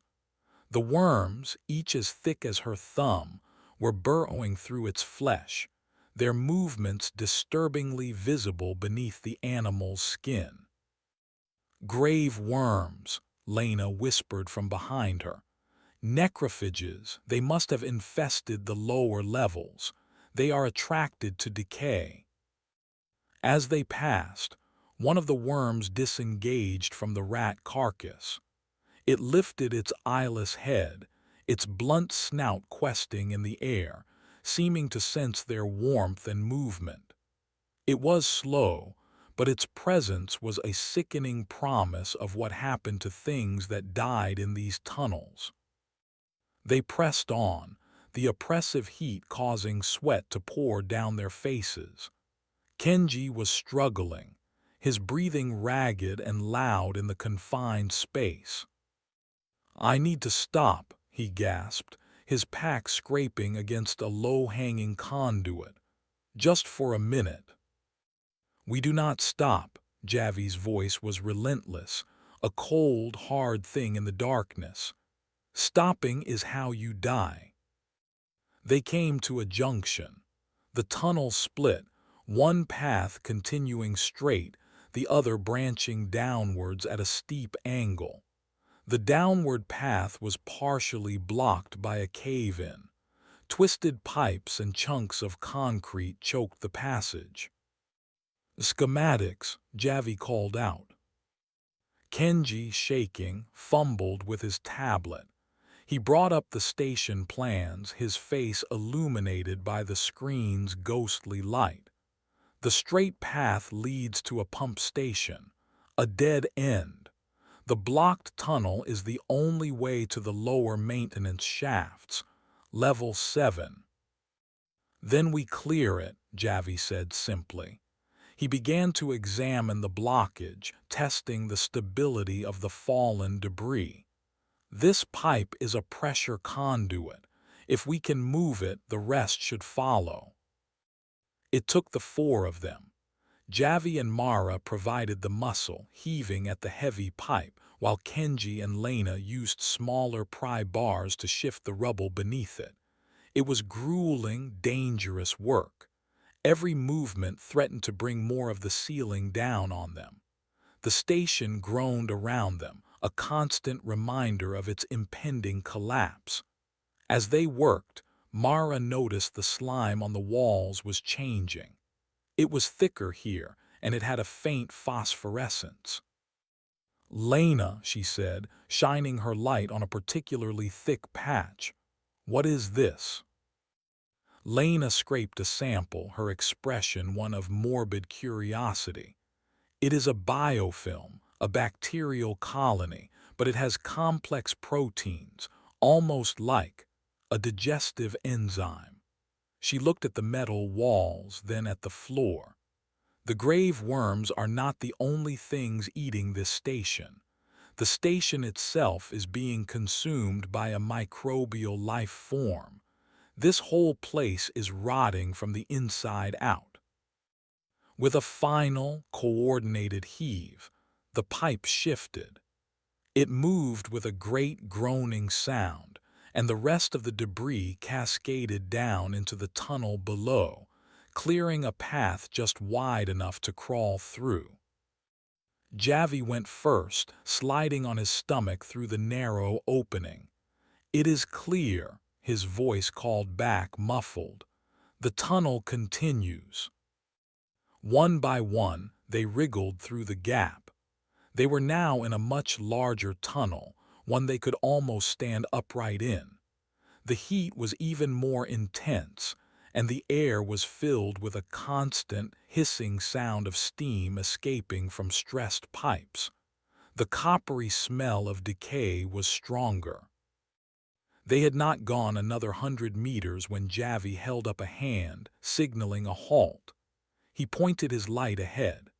The floor of the tunnel was littered with debris. Not rubble, but something else. Torn pieces of orange fabric, the same kind used for the subjects' jumpsuits, and bones. Human bones cracked open, the marrow sucked out, splintered ribs, a shattered pelvis, and a skull, its jaw hanging open, its surface cleaned and polished by 1,000 tiny mouths. Grave worms, Kenji whimpered, shrinking back. No, Lena said, her voice quiet and firm. Her light was focused on a series of deep gouges in the concrete wall next to the remains. The worms are scavengers, they clean up, they do not do this. She traced the marks. They were sharp, decisive cuts. Something else killed him, something with claws. They moved forward with renewed caution, stepping over the grisly remains. The tunnel began to slope downwards more steeply. The floor became slick, not with slime but with water. A slow, steady trickle of it was running down the center of the passage. We must be close to a reservoir or a cistern, Lena analyzed. The trickle of water grew into a steady stream. Ahead they could hear a new sound, a rhythmic splashing. They rounded a bend, and Javi immediately flattened himself against the wall, signaling for them to stop. Mara peered cautiously around him. The tunnel opened into a large, circular chamber. This was the pump station Kenji had mentioned.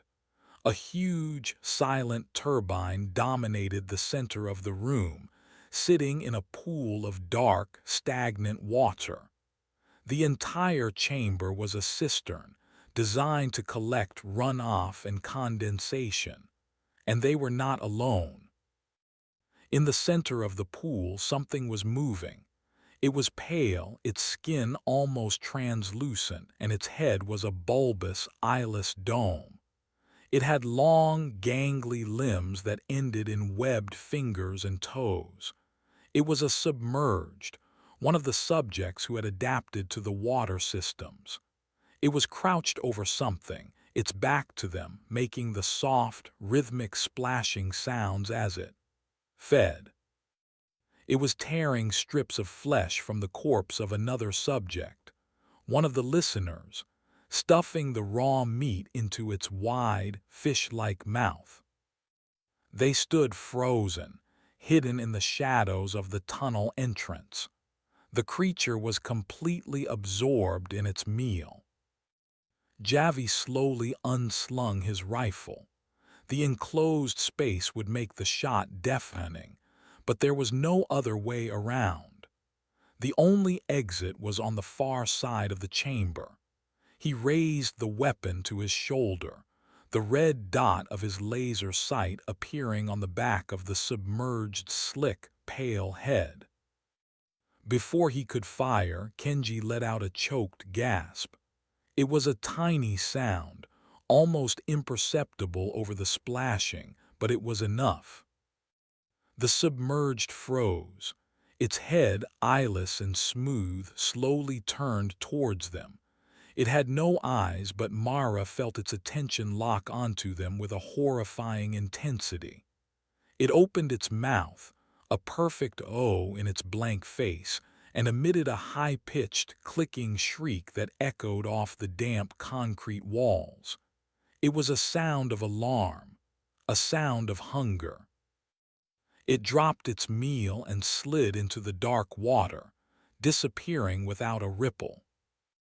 "It is calling for others," Javi hissed. "Move." They broke cover, running along the narrow walkway that circled the pool. The only exit was a heavy steel door on the opposite side. Splashes echoed from the dark water around them. More of the creatures were coming. Mara risked a glance into the pool. Pale, swift-moving shapes were converging on them from all sides. Kenji reached the door first and yanked on the handle. "It's locked," he yelled, his voice cracking with panic. "The wheel," Javi commanded, providing rear guard, his rifle pointed at the churning water. "It's a pressure seal." Mara and Lena threw their weight against the large wheel handle next to the door. It was stiff, but it began to turn with a loud groan. A pale, webbed hand shot out of the water and grabbed the edge of the walkway, just inches from Lena's foot. Javi fired a single, deafening shot. The hand exploded in a spray of pale ichor, and the creature beneath it shrieked and fell back into the water. With a final heave, the door's locks disengaged. Javi pulled it open. "Get through." They scrambled into the corridor beyond. Javi fired 2 more shots into the pool, the muzzle flash illuminating a tangle of writhing, pale limbs, before he slammed the heavy door shut and spun the wheel, sealing it from their side. They stood in the new corridor, their ears ringing from the gunshots, their chests heaving. "Everyone all right?" Javi asked, reloading his rifle with swift, practiced movements. They all nodded, shaken but unharmed. They had escaped, but their stealthy descent was over. The submerged, the listeners, the warden, Janus, everything in this station knew where they were. They were on level 7, the vivarium, the warden's personal kingdom. The corridor they were in was clean, well-lit, and lined with security cameras. Every single camera was turned to face them. From a speaker in the ceiling, a voice echoed. It was not the synthetic voice of the AI. It was a man's voice, calm and cultured, with an undertone of amusement. It was the voice of a creator admiring his work. "An impressive display," the warden said. "You navigate the station's baser elements with commendable vigor. But your journey through the gutters is over. Welcome to my garden." The lights in the corridor ahead of them flickered on, revealing a set of massive, reinforced blast doors. The doors began to slide open, revealing the space beyond.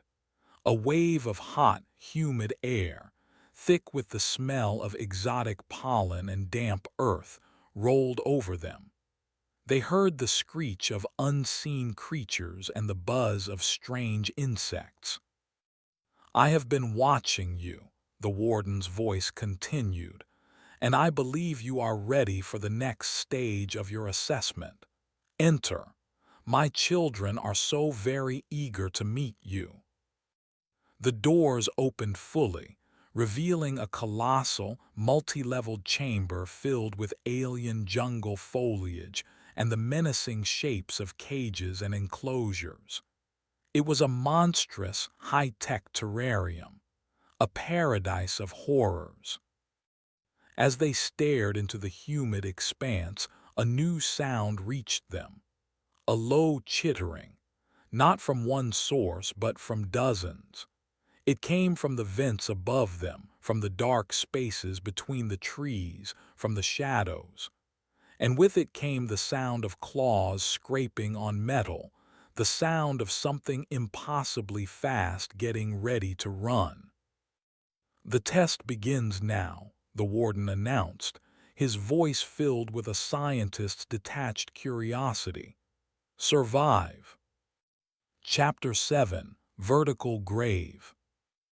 The vivarium was a monument to madness. It was a cavernous, multi-story cylinder of rock and steel, transformed into a twisted parody of the jungle they had left behind. The ceiling, 50 meters up, was a network of scaffolding, heat lamps, and automated misting systems, creating a perpetual, humid twilight.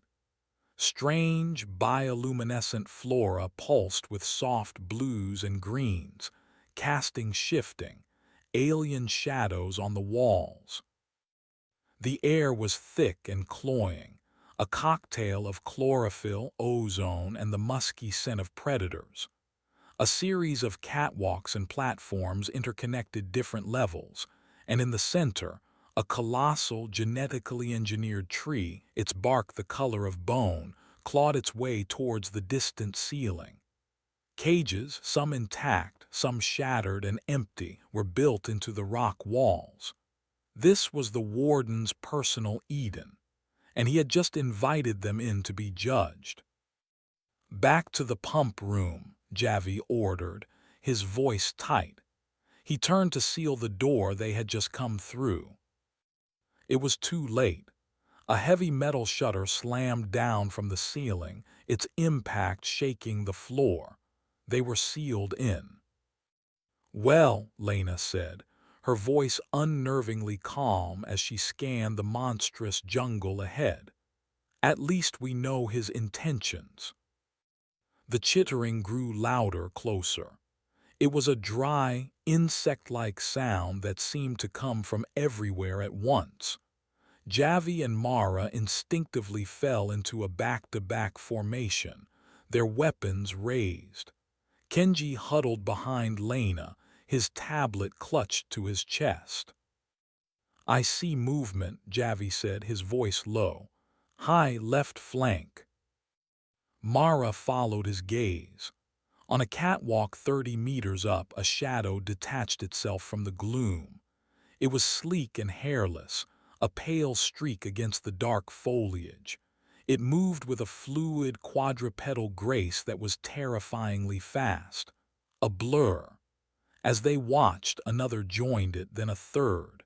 They were not attacking. They were packing like sharks circling their prey, their forms visible only for a split second before they vanished back into the shadows.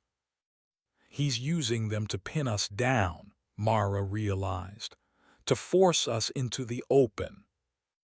"His arena, his rules," Javi grunted. He pointed with his rifle barrel towards the base of the giant bone tree in the center of the chamber. "The tree, it offers cover, an elevation. We move there. Now."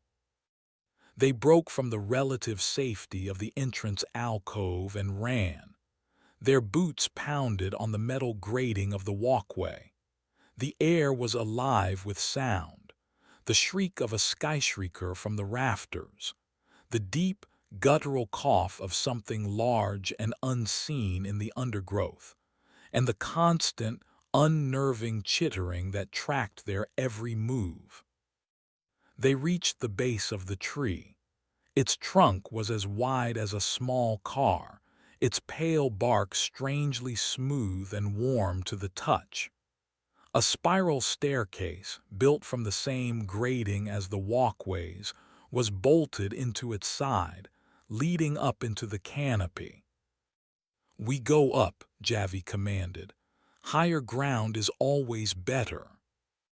He started up the stairs, taking them two at a time. The rest of the team followed, their hearts pounding. The staircase creaked and swayed with their movement. As they climbed, they got a better view of the vivarium. It was a vertical hunting ground. Walkways connected to observation platforms and the entrances to the specimen cages. Mara saw one cage where the reinforced glass was webbed with cracks, a massive dent in its center, as if something incredibly strong had tried to punch its way out. They were 2 levels up when the first attack came. It was not from the blurs. Something small and dark shot out from the foliage below, landing silently on the staircase behind Kenji. It was a creature the size of a large monkey, but its body was covered in overlapping chitinous plates like an armadillo, and its face was a blank mask with a single, vertical slit for a mouth. It opened its mouth and emitted a perfect mimicry of Kenji's frightened whimpers. Kenji spun around, his eyes wide. "What the?" The creature lunged, its true mouth opening to reveal a nightmarish array of needle-like teeth. Mara reacted on pure instinct. She didn't have a clear shot with the pistol. She swung her pack, the heavy frame connecting with the creature's head with a sickening crunch. The creature was knocked off balance, its claws scraping uselessly at the metal grate. It tumbled off the edge of the staircase, falling into the shadows below with a final, parroted whimper. "Echo," Lena breathed. "It copied your voice." They didn't have time to process it. The blurs chose that moment to strike. One of them launched itself from a high platform, a pale arc of speed. It was not aiming for them, but for the staircase support structure above their heads. It hit the strut with incredible force, its claws tearing through the metal. The entire staircase shuddered violently, threatening to rip away from the tree. Javi fired a 3-round burst from his rifle. The sound was deafening in the enclosed space. 2 of the rounds missed, but one caught the blur in the shoulder. The creature shrieked, a sound like tearing metal, and retreated back into the darkness. But the damage was done. The staircase sagged, groaning in protest. "It won't hold," Javi yelled over the ringing in their ears. "To that platform, go."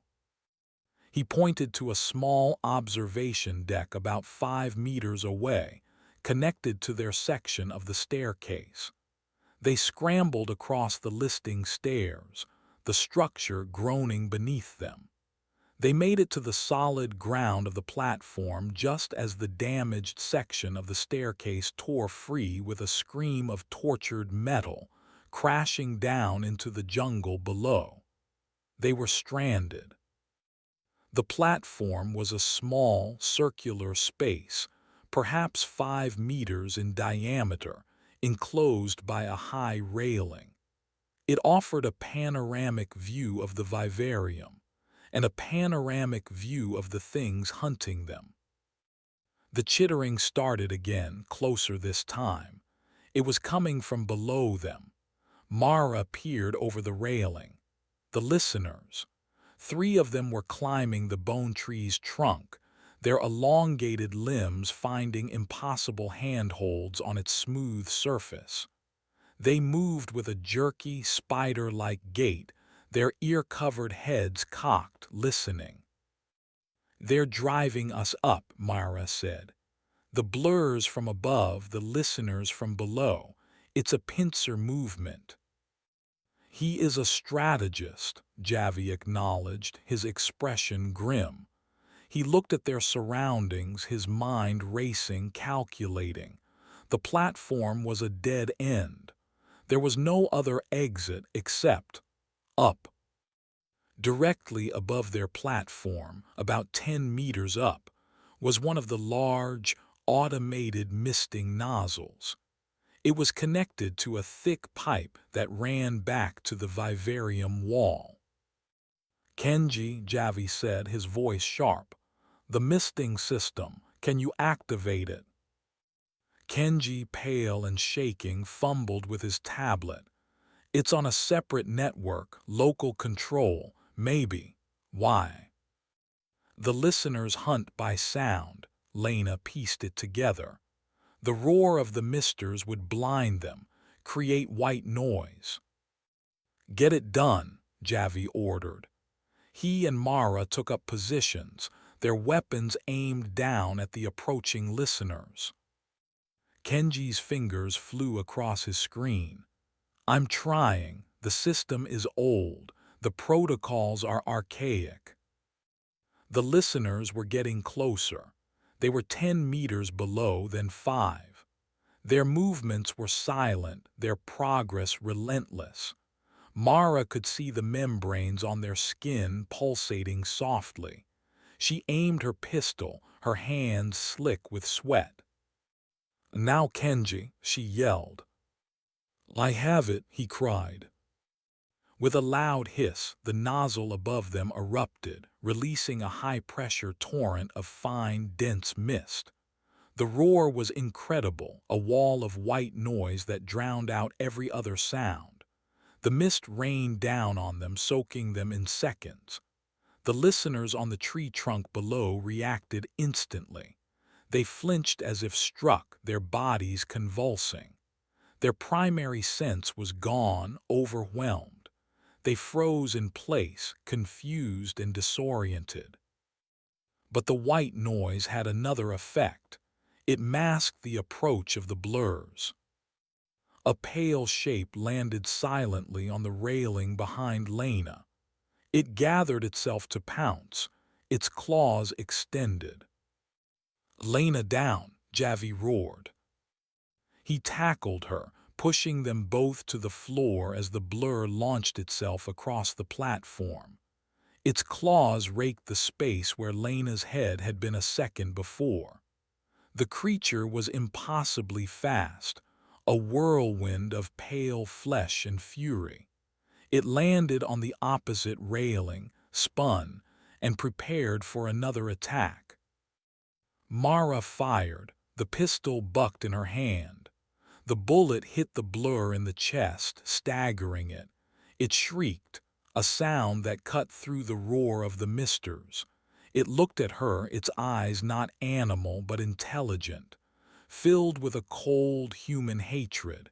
It had been a person once. Javi, on the floor, fired another burst from his rifle. The round stitched across the creature's torso. It staggered back, its claws scrabbling at the railing. For a moment it teetered there. Then it fell backwards, disappearing into the mist-shrouded jungle below.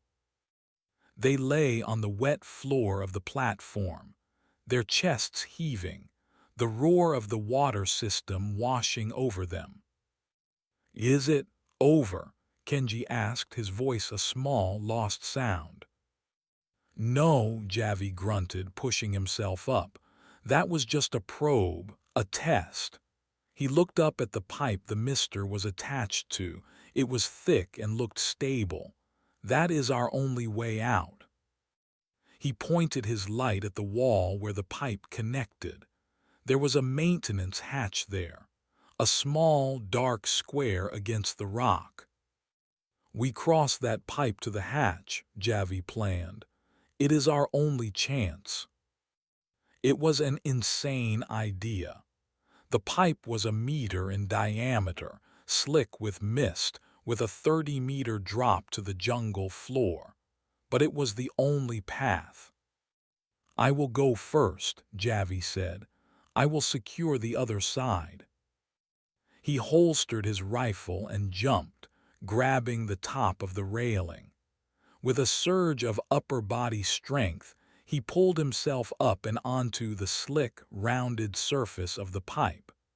He moved slowly, cautiously, finding handholds on the pipe's support brackets, his boots scraping for purchase. The warden's voice suddenly filled the air again, cutting through the roar of the misters. He must have amplified the speakers. His tone was laced with something new, disappointment. "Crude," the warden's voice boomed.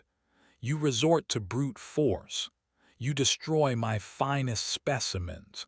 This is not the elegant survival I had hoped for." As Javi reached the halfway point of the pipe, the misting system sputtered and died. The sudden silence was as shocking as the noise had been. "You have failed the assessment," the warden announced. The listener, their senses restored, began to climb again, faster this time. And on the far side of the pipe, the maintenance hatch Javi was heading towards began to open, not to offer an escape, but to release a new horror. Something vast and dark began to emerge from the opening. It was not fast like the blurs or silent like the listeners. It was a slow, dragging mass of fused bodies, a walking tumor of flesh and bone. The amalgam. It pulled its grotesque form out onto the platform by the hatch blocking Javi's path. It moaned, a chorus of 4 distinct, agonizing voices, and began to drag itself towards him.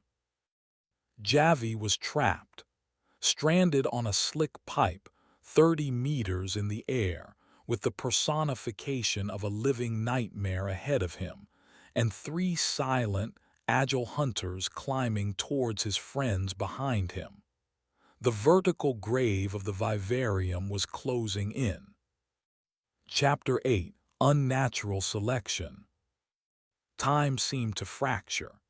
Javi was silhouetted against the distant lights of the vivarium wall, a lone figure on a treacherous bridge. Ahead of him, the amalgam was a slow-moving mountain of flesh, its fused limbs pulling its bulk forward with a wet, dragging sound. It was not just a monster. It was a barricade, a living wall of corrupted humanity. Behind him, on their small, isolated platform, the chittering of the listeners grew louder as they scurried up the last few meters of the bone tree's trunk. The hunt had reached its climax. "Javi!" Mara screamed, her voice raw. He didn't look back. His focus was absolute, his mind processing the impossible tactical problem. Retreat was impossible. The listeners would be upon them in seconds. Advancing was suicide. The amalgam was too large, the pipe too narrow. The amalgam raised one of its many arms, a thick, muscular limb that ended in a hand with too many fingers, and swiped at him. Javi threw himself flat against the pipe, the blow passing inches over his head with a sound like rushing air. He had bought himself a few seconds. On the platform, the first listener hauled itself over the railing. It was a fluid movement, unnervingly graceful. It paused, its head swiveling, its ear-like membranes pulsating as it triangulated their positions. Lena and Kenji scrambled back, pressing themselves against the railing on the far side. Mara didn't retreat. She raised the Sig Sauer, her arms locked, and fired. The shot was deafening. The bullet struck the listener in the center of its chest. The creature barely flinched. It looked down at the bleeding hole in its torso with what seemed like detached curiosity, then looked back at her. A low, clicking sound emanated from its throat. Javi yelled from the pipe, his voice a sharp command that cut through her rising panic. The head, not the body, central nervous system. The listener lunged at her. Mara fired again, this time aiming higher. The bullet caught the creature in the neck. It staggered, its head snapping back at an unnatural angle. It stumbled, its long limbs tangling, and fell heavily to the metal floor. It was not dead, but it was incapacitated, twitching and clicking. Two more listeners vaulted over the railing, their movements synchronized. They split up, one coming for Mara, the other scuttling towards the terrified pair of Lena and Kenji. Meanwhile, on the pipe, Javi had made his choice. He couldn't go forward, he couldn't go back, so he went down. He swung his legs over the side of the pipe, his hands gripping its slick upper curve, and began to handwalk underneath it, his body dangling over the 30-meter drop. The amalgam, its simple, hateful intelligence confused by this maneuver, shuffled to the edge of its platform and peered down, its multiple faces contorted in a grotesque mask of bewilderment. This was Mara's chance. With the amalgam distracted, its massive body framed against the light of the hatchway, she saw her shot. "Cover me," she yelled to no one in particular. She ignored the listener advancing on her, trusting her life to the seconds it would take to cross the platform. She dropped to one knee, stabilized her aim, and fired two quick shots at the amalgam. The first bullet went wide, sparking off the rock wall. The second found its mark. It struck one of the creature's primary leg joints, a point where two different bodies had been crudely fused together. The result was immediate and catastrophic. The amalgam roared, a discordant symphony of four pained voices. The compromised joint buckled. The creature's immense weight, suddenly unsupported, caused it to list sideways. It flailed, its many arms grasping for a handhold, but its balance was gone. With a final, gurgling scream, it toppled off the edge of its platform, a grotesque landslide of flesh and bone that crashed down into the jungle canopy below. The impact shook the entire structure, and the sound of snapping alien branches was followed by the enraged shrieks of whatever had been nesting there. The path was clear. "Javi, go!" Mara screamed. Underneath the pipe, Javi swung his body back up onto the top, a phenomenal feat of strength. He didn't hesitate. He ran the last few meters of the pipe and leaped onto the now empty platform by the hatch. He was safe. But they were not. The listener Mara had shot was twitching, trying to rise. The second one was almost on top of her. The third had cornered Lena and Kenji against the railing. It lashed out with a long, clawed hand. Lena shoved Kenji out of the way, taking the blow herself. The claws raked across her arm, tearing through her jacket and leaving 4 deep, bleeding gashes. She cried out in pain and stumbled back. "Lena!" Kenji screamed. He did something no one expected. He acted. He swung his heavy-duty tablet like a discus, flinging it at the listener's head. The hardened case connected with a solid crack. The creature was stunned for a vital second. It was all Javi needed. From his position on the far platform, he had a clear line of fire. His rifle barked, a single, precise shot. The listener's head exploded in a shower of pale gray matter and gore. It crumpled to the floor, instantly still. Mara dealt with her own attacker. Learning from Javi's command, she aimed for the head. Her first shot missed, the bullet screaming off the metal floor. The listener was on her, its foul breath washing over her face. She fired again, point blank. The round struck the creature under its jaw, traveling upwards. It collapsed on top of her, a dead, heavy weight. She shoved the body off, gasping, her ears ringing. The last listener, the one she had shot first, was trying to pull itself up. Javi dispatched it with another clean shot from across the gap. A silence. The platform was a charnel house, littered with the still, pale bodies of the listeners. Lena was on the floor, clutching her bleeding arm, her face tight with pain. Kenji was at her side, his hands trembling as he tried to apply pressure to the wound. Mara's entire body was shaking with adrenaline.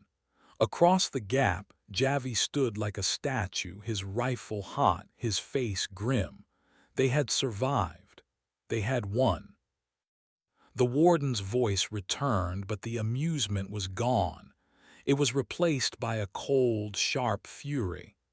"Unacceptable," he boomed, the word echoing through the vast chamber. "You are not subjects, you are pests. Vermin, you have ruined years of work." Heavy metal grills began to slam down over the specimen cages in the walls. Red lights flashed. A new, deeper alarm began to sound. "The sterilization protocol," the warden announced, his voice devoid of all emotion. "Fire. I will burn this entire level to ash. It is the only way to be clean." From the giant misters in the ceiling, a new substance began to spray down. Not water. It was a clear, viscous fluid that smelled of chemicals, an accelerant. "He's going to incinerate the whole vivarium," Lena gasped, her face pale. "With us in it." "Not if we move faster," Javi yelled from across the gap. He had found a thick fire hose on his platform, its nozzle heavy and metallic. "Mara, catch!" He threw the hose across the 10-meter gap. The heavy brass nozzle sailed through the air. Mara lunged for it, her fingers closing around the cold metal. She had it. "Anchor it," Javi commanded. He looped his end around the platform's central stanchion. Mara and Kenji wrapped their end around the base of the railing, pulling it taut. They had created a makeshift zip line. "Lena, you go first," Javi ordered. "Hold on to the nozzle, I will pull you across." Lena, clutching her injured arm, hesitated for only a second. She clipped her gear harness onto the heavy nozzle. Javi began to haul on the hose from his side, pulling her off the platform. She swung out over the dizzying drop, a lone figure gliding through the chemical rain. The accelerant was making the hose slick, harder to grip. A series of clicks echoed from the ceiling. The igniters. Sparks began to rain down from the misters. "Faster," Mara screamed. Javi hauled, his muscles straining. Lena reached his platform and he pulled her onto the solid ground. Kenji was next. He clipped on, his eyes screwed shut, and Javi pulled him across the void. The first of the sparks hit the accelerant-soaked foliage below. With a soft whoomp, a section of the jungle erupted in bright orange flame. "Mara, your turn," Javi yelled. She clipped onto the nozzle. As she prepared to launch, she saw it. High above, in the scaffolding near the ceiling, a single blur remained. It was not attacking. It was watching them, its intelligent eyes glowing in the firelight. It was observing, learning. She pushed off, swinging out over the rapidly spreading inferno. The heat was intense, a physical blow. The fire roared, consuming the alien trees and sending thick black smoke billowing into the air. She reached Javi's platform and he pulled her to safety, just as the flames began to lick at the platform they had just abandoned. They were all on one side alive, but the maintenance hatch was their only exit. They scrambled through it, Javi pulling the heavy door shut behind them, sealing out the roar of the fire and the warden's fury. They found themselves in a narrow, dark corridor. It was a utility passage that ran behind the vivarium wall. The air was blessedly cool. They took a moment to catch their breath, their bodies bruised and bleeding, their clothes soaked. Lena's arm was bad. The gashes were deep. Mara used her medical kit to clean the wound as best she could. "It is not just a cut," Lena said through gritted teeth as Mara applied disinfectant. "His claws, they were coated in something. A neurotoxin, I think. My fingers are getting numb." "We need to find the main medical bay," Kenji said, his voice regaining some of its strength. "Find an antitoxin." "The warden will be expecting that," Javi countered. "He will have it guarded." He looked at the access panel on the wall. "But he will not expect this." He ripped the panel open, revealing a tangle of fiber-optic cables. "Kenji, the station's internal comms. I want to talk to our host." Kenji looked at him confused. Talk to him. Why? Javi's face was a hard, grim mask in the gloom. Unnatural selection, he said, his voice low and dangerous. He has been testing us. Now it is our turn to test him. I want to see what happens when the rat starts hunting the scientist. Chapter 9. A Conversation with the Devil. The utility corridor was a cramped, claustrophobic tube of steel and wire. The only light came from their headlamps, casting dancing, anxious shadows on the curved walls. The distant, muffled roar of the vivarium fire was a constant reminder of their narrow escape. The air tasted of ozone and burnt plastic.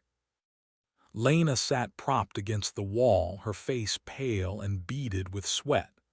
The crude bandage on her arm was already soaking through with blood, and the dark, angry red of the wounds was spreading. "The toxin is fast-acting," she said, her voice strained but analytical. She held up her hand, her fingers trembling uncontrollably. "Local paralysis is spreading. I estimate systemic failure in 3 hours, maybe 4. "We are not waiting that long," Javi stated. He turned to Kenji, who was hunched over the open access panel, his face illuminated by the glow of his tablet, which he had plugged directly into the station's nervous system. "Are you in?" "Almost," Kenji muttered, his fingers flying across the screen. "He's good. The warden has firewalled his personal comms system, routed it through a dozen blind subnetworks. He's a ghost." "Then find him," Javi commanded. His voice was cold, flat. He was no longer just a guide.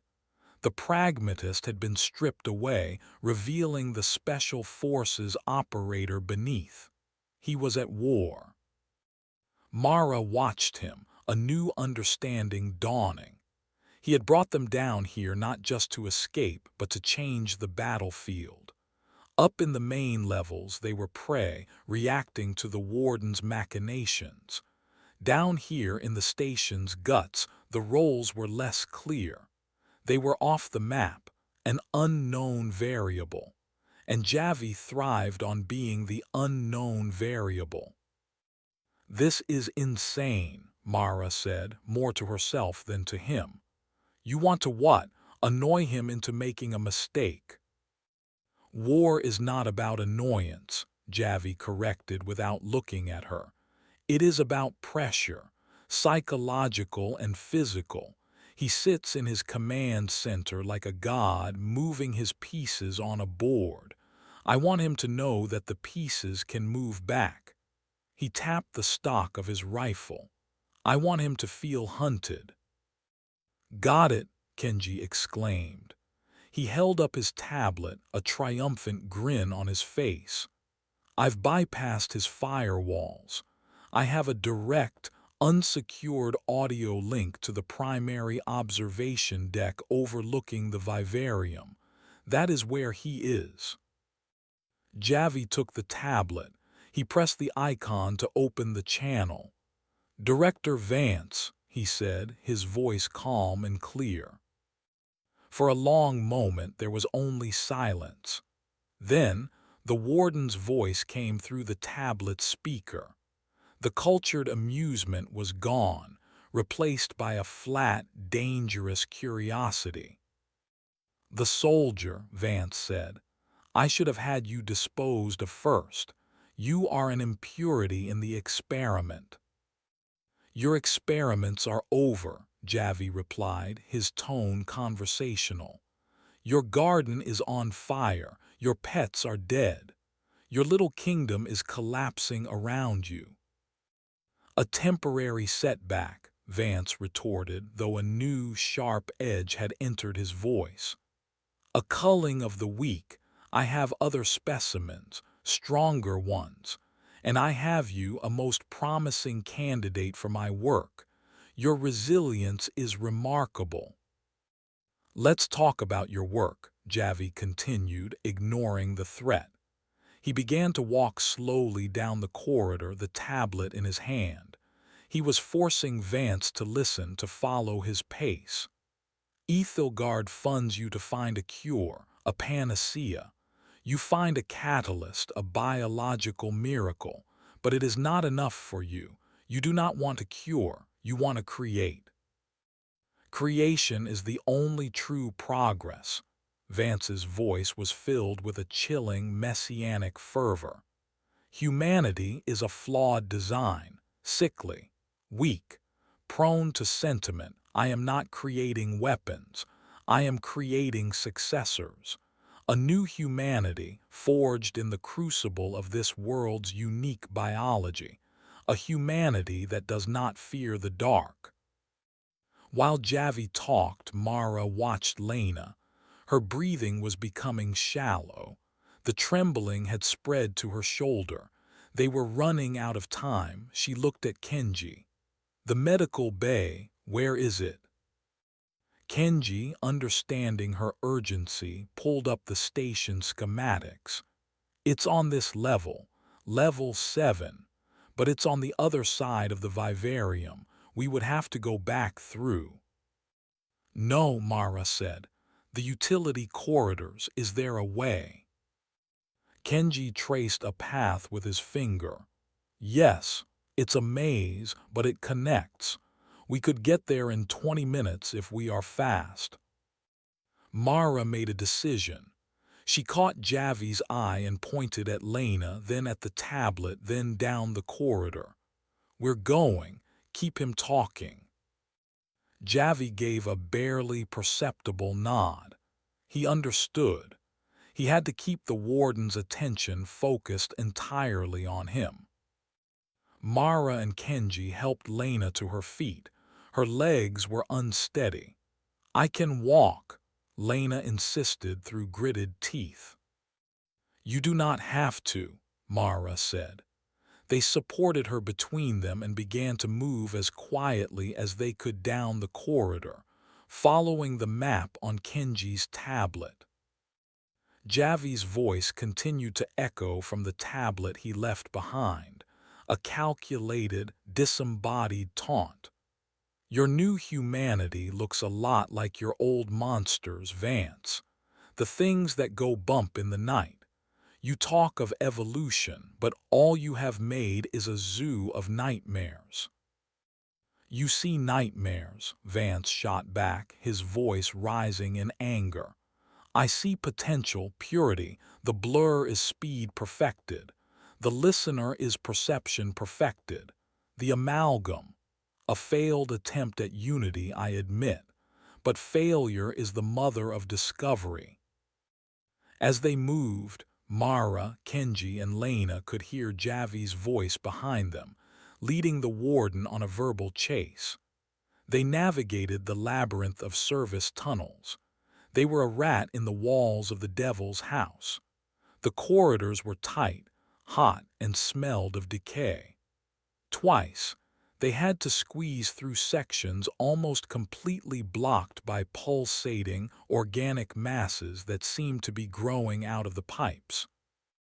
Lena identified it as a form of macrobacterial colony, another part of the station's slow, biological consumption. He thinks he is in control, they heard Javi's voice say. But you are not the only god in this machine, Vance. Janus is learning from you, from me. It is adapting. What happens when it decides you are also an impurity? This question was met with a sudden, sharp silence. Javi had struck a nerve. They reached a ladder leading up. This is it, Kenji whispered. Medbay access is directly above. They helped the struggling Lena up the ladder. The hatch at the top was not locked. They pushed it open and emerged into a small, sterile storage closet. They were inside. They could hear the hum of medical equipment and smell the sharp, clean scent of antiseptic. They exited the closet into a deserted triage area. This was a different medical bay from the one they had seen before. This one was pristine. It was the staff infirmary, not the research lab. The antitoxin should be in the cryo storage, Lena gasped, pointing towards a heavy, shielded door. Look for Ophiophagus Hannah, king cobra venom. He was using it as a base. Kenji hurried to the storage unit's keypad. It was locked. I can get through this, but it will take a minute. As he worked, Mara stood guard. The place was too quiet, too clean. This was a trap. She could feel it. The conversation between Javi and the warden had stopped. The silence was more terrifying than the shouting. The cryo-storage door hissed open. Kenji rushed inside and began searching the labeled racks. Mara's gaze swept the triage area. Her eyes fell on a crash cart in the corner. Something was wrong. The defibrillator paddles were not in their holsters. They were lying on top of the cart, their wires trailing behind it. She heard a soft click from the ceiling. A ceiling panel shifted. A single, dark, multi-lensed eye looked down at her. It was a camera. Vance knew they were here. "Kenji, get it now," she yelled. "Got it," he shouted, emerging from the storage unit with a small metal case. At that moment, the lights went out. The emergency lights did not come on. They were plunged into absolute pitch-black darkness. Mara heard a sound in the dark, a soft, scraping sound, not the sound of claws, the sound of rubber-soled shoes on a polished floor. Someone was in the room with them. Then Vance's voice came, not from a speaker, but from the darkness right in front of them. It was calm, conversational, and filled with a surgeon's cold precision. "Impressive," he said. "You found my private larder, but the medicine is for my staff, not for the lab rats." A brilliant, painful light exploded in the room. Vance stood there, a high-powered surgical headlamp strapped to his forehead. He was a tall, unnaturally thin man in a pristine white lab coat.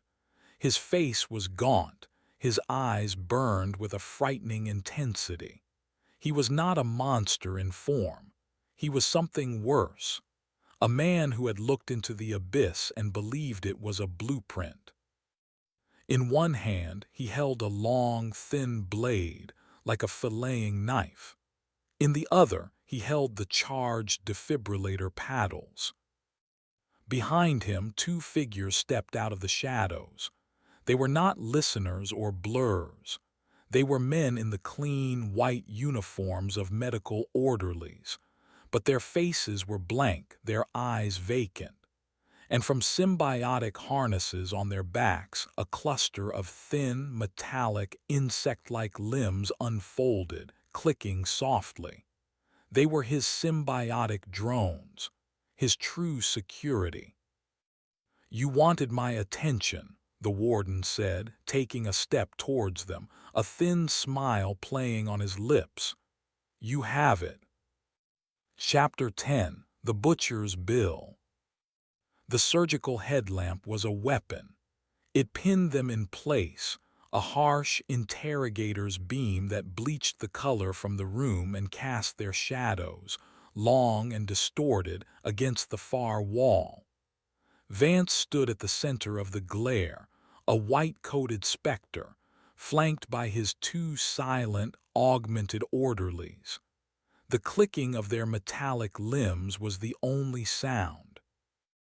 This was the trap. The conversation with Javi, the chase through the vivarium, it was all misdirection. A grand piece of theater designed to herd them here. Vance hadn't been hunting them with his monsters. He had been studying them, learning their tactics, anticipating their next move. He knew they would come for the antitoxin. He had been waiting.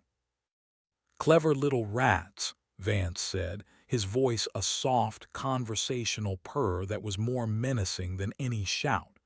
He took another step forward, the defibrillator paddles held loosely in his hand. The charged light on them glowed a steady, angry red. "You learn to navigate the maze, but all mazes have a terminus, a place where the scientist collects his subjects." Kenji stood frozen, clutching the cryocase containing the antitoxin. Lena, slumped between him and Mara, was fatting fast, her head lolling. Mara's pistol was in her hand, but Vance was deliberately keeping Lena in his line of fire. He knew she wouldn't risk the shot. "You," Vance said, his piercing eyes fixing on Mara. "The journalist, the catalyst. You brought this contagion into my sanctuary. I have read your brother's file. Stefan, a fascinating case. The panacea revealed a unique genetic flaw in his sequence, a predisposition to rapid, uncontrolled cellular division. He was a beautiful failure." A white-hot rage, pure and clean, cut through Mara's fear. "You murdered him." "Murder is a term for the unevolved," Vance corrected smoothly. "I facilitated his transition to the next stage, as I will facilitate yours." The two orderlies took a step forward in perfect unison. The metallic limbs on their backs unfolded further, revealing sharp, needle-like tips and pincer claws. They were not human anymore. They were puppets, extensions of Vance's will. Mara knew they had seconds. She looked at Kenji. His face was a mask of terror. She looked at Lena, who was barely conscious. There was no way to fight their way out. Then she heard it. A single, soft click from her radio earpiece. A prearranged signal. One click, status report. 2 clicks, trouble, fall back. 3 clicks, engage at will. It was Javi. He had been listening, he knew. She had to create a distraction. She had to change the equation. "You talk about evolution, Vance," she said, her voice loud and steady, forcing him to keep his focus on her. "But you're a hypocrite. You hide behind your pets and your puppets. You inject others with your miracle cure, but you're too much of a coward to take it yourself." Vance's thin smile tightened. He had hit a nerve. "The artist does not use himself as the clay. I am the guiding hand, the visionary." "You're a butcher," Mara spat, "and you're afraid." As she spoke, she subtly shifted her weight, angling her body to create a sliver of a firing lane between her and Lena. It was a desperate gamble. At that exact moment, the main door to the medical bay slid open. Javi stood there. He wasn't aiming a weapon. He was holding the severed head of a listener in one hand, its ear membrane still faintly pulsating. He tossed it onto the polished floor, where it landed with a soft, wet thud. "I got lost," Javi said, his voice casual. "You have a problem with pests in this place." Vance spun around, his composure finally breaking. His face contorted in a mask of fury. "You." It was the opening Mara needed. She fired. The bullet screamed past Lena's shoulder and struck Vance in the leg. He cried out, a sharp, angry sound, and staggered back, his headlamp beam swinging wildly across the ceiling. The two orderlies reacted instantly. They did not rush Javi. Their programming was clear: protect the creator. They moved to flank Vance, their metal limbs raised to form a defensive shield. Javi didn't hesitate. He had traded his rifle for a closer quarters weapon, the heavy fire axe from the vivarium's emergency locker. He charged, not at Vance but at the orderly on the left. The man was fast, his metal limbs lashing out. Javi sidestepped the attack, the sharp pincer missing his head by inches, and brought the axe down in a brutal, cleaving arc. The heavy blade crunched through the orderly's shoulder and deep into his torso. The man fell without a sound, his symbiotic harness sparking and twitching. "Kenji, the antidote," Mara yelled. Kenji, jolted into action, fumbled with the cryo case. He pulled out a syringe gun and a vial of shimmering, pale blue liquid. His hands were shaking so badly he could barely fit the vial into the injector. The second orderly engaged Javi, its four metal limbs a whirlwind of flashing, stabbing points. Javi was a blur of motion, using the axe as both a shield and a weapon, the heavy tool surprisingly agile in his hands. It was a brutal, primitive dance of flesh against machine. Vance, meanwhile, had recovered. He clutched his bleeding leg, his face a mask of incandescent rage. He looked at Mara, at the defiance in her eyes. "The defiant specimen," he hissed. "You will be my masterpiece." He lunged, not with his knife but with the defibrillator paddles. Mara tried to backpedal, but he was surprisingly fast. He slammed the paddles against her chest. A sun exploded behind her eyes. Her world dissolved into a universe of pure, white-hot agony. Every muscle in her body convulsed at once. Her pistol flew from her hand. Her heart seized in her chest. The world went black.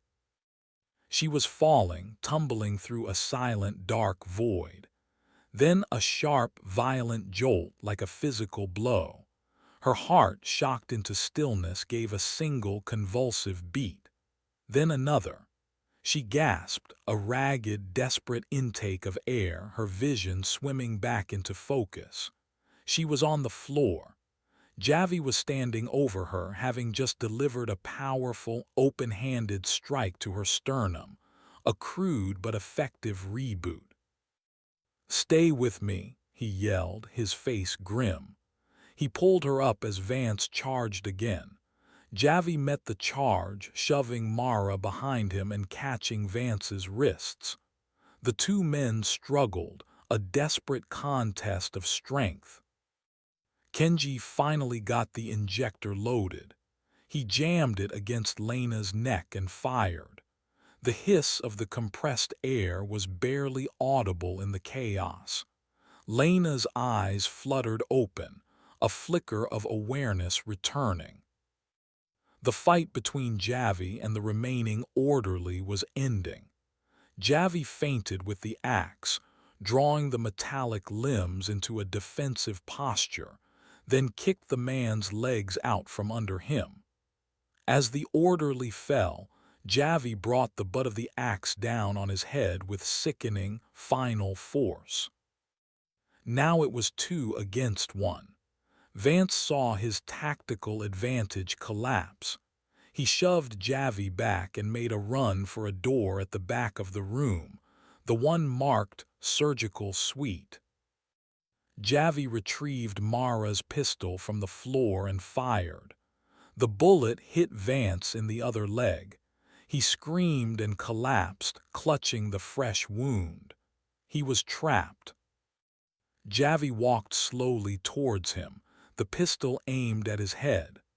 Mara got to her feet, her whole body trembling, her chest a universe of pain. "It's over, Vance," Javi said, his voice cold as the grave. Vance, bleeding on the floor, began to laugh. It was a high, unhinged sound. Over. My dear soldier, you are a man of limited imagination. It is never over. He reached into his lab coat. You think this is my only laboratory, my only contingency. He pulled out a small, remote detonator with a single red button. This station is a tomb. I have accepted that, but it is also a womb, the depth stalker below us. It is not attacking the station. It is responding to it, to a powerful biological signal I initiated hours ago.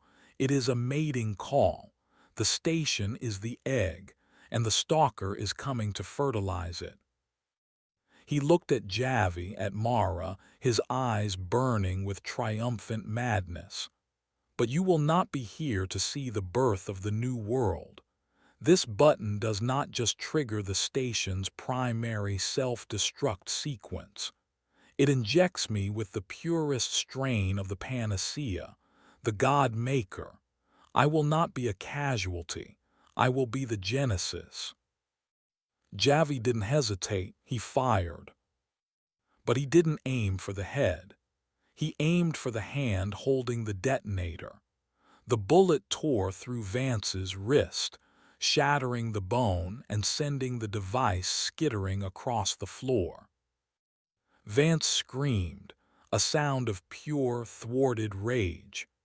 At the same time, a new alarm began to blare throughout the station. A deep, guttural klaxon, accompanied by the calm, chilling voice of Janus.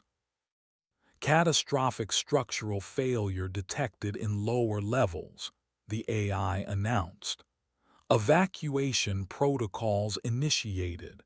Main hangar elevator now active. This station will self-destruct in 30 minutes. The depth stalker had broken through. The entire station was coming down. They had won the battle, but the butcher's bill had come due. The entire world was collapsing around them, and they were trapped at the very bottom with a 30-minute clock ticking down to zero.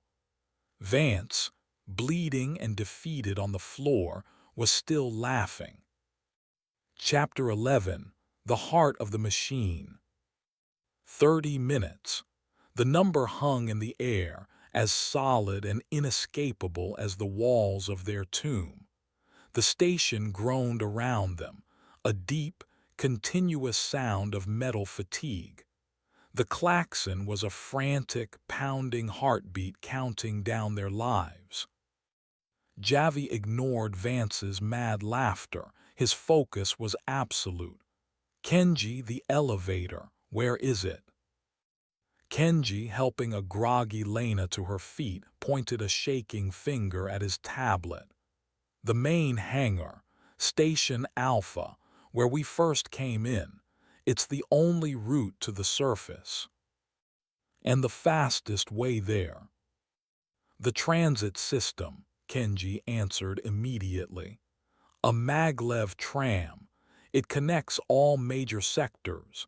The central station is one level down, directly beneath us. Let's go, Javi commanded. He grabbed Vance by the collar of his lab coat and hauled him roughly to his feet. Vance cried out as he was forced to stand on his shattered legs. You are coming with us. A guide, a key, a shield, whatever I need you to be. Vance just smiled through the pain, a bloody, terrible grin. The tram won't save you, nothing will. They half-dragged, half-carried their prisoner out of the medical bay and into the service corridors, leaving the dead orderlies where they lay. The station was in its death throes. Lights flickered erratically. Steam hissed from ruptured pipes. The floor tilted at a perceptible angle. They were on a sinking ship. They found the emergency stairwell and began their descent. It was chaos. The rhythmic impacts of the depth stalker from below were gone. replaced by a constant, grinding vibration as the entire station began to settle into the chasm. "Janus is fighting it," Kenji said, his eyes glued to his tablet as they moved. "The AI is trying to compensate, redistributing power, sealing off collapsed sections. It's trying to keep the station alive for as long as possible." "A good soldier never abandons its post," Javi grunted, shoving Vance down the stairs ahead of him. They reached level 8, the tram station. It was a wide, curved platform next to a sleek, windowless tube. A single, aerodynamic maglev tram sat waiting, its doors open, its interior lights humming. It was pristine, untouched by the chaos. "This is too easy," Mara said, her senses screaming that this was another trap. "It's not a trap," Kenji said. "It's a funnel. Janus has sealed all other routes. It's forcing all survivors, if there are any to this point, to the evacuation route." They hustled Vance onto the tram. The interior was clean, functional, with rows of molded plastic seats. Javi shoved Vance into a corner and stood over him, rifle ready. Mara and Kenji helped Lena into a seat. The antitoxin was working, but slowly. The paralysis was receding, but she was weak, exhausted. "There's no driver's cabin," Mara observed. "Fully automated," Kenji said, moving to a control panel at the front of the car. "Controlled by Janus. I just need to input our destination." He typed Station Alpha into the console. The console flashed green. "Destination confirmed," the calm voice of Janus announced from a speaker. "Please hold on. The tram will be departing momentarily." The doors slid shut with a pneumatic hiss, sealing them inside. For a moment nothing happened. Then, with a smooth, powerful surge of acceleration, the tram launched forward into the dark tunnel. There was no sensation of movement, only a slight hum and the blur of service lights flashing past the thick windows. The inertial dampeners were working perfectly. It was a serene, silent ride through hell. "You see," Vance rasped from the floor, a bloody froth on his lips. "Order, precision. This is what I built, a perfect system." "A perfect coffin," Javi retorted. The journey took 3 minutes. The tram slowed with the same impossible smoothness and came to a stop. The doors slid open. They were back where it all began, the vast, cavernous hangar of Station Alpha. But it was different. It was a war zone. The catwalks were littered with the bodies of Aethelgard security contractors, their armor shredded. The pulsing blue light of the mycelium from the chasm floor below was brighter, casting an eerie, beautiful glow on the carnage. And hanging in the air like monstrous, leathery bats were the skyshrikers. Dozens of them. They wheeled and screeched in the upper darkness, drawn by the scent of blood. The main elevator platform was on the far side of the hangar, a good 500 meters away. A single, exposed catwalk was their only path. "He left his pets out to play," Javi said, his eyes scanning the darkness above. "They will not attack," Vance coughed, a grim satisfaction in his voice.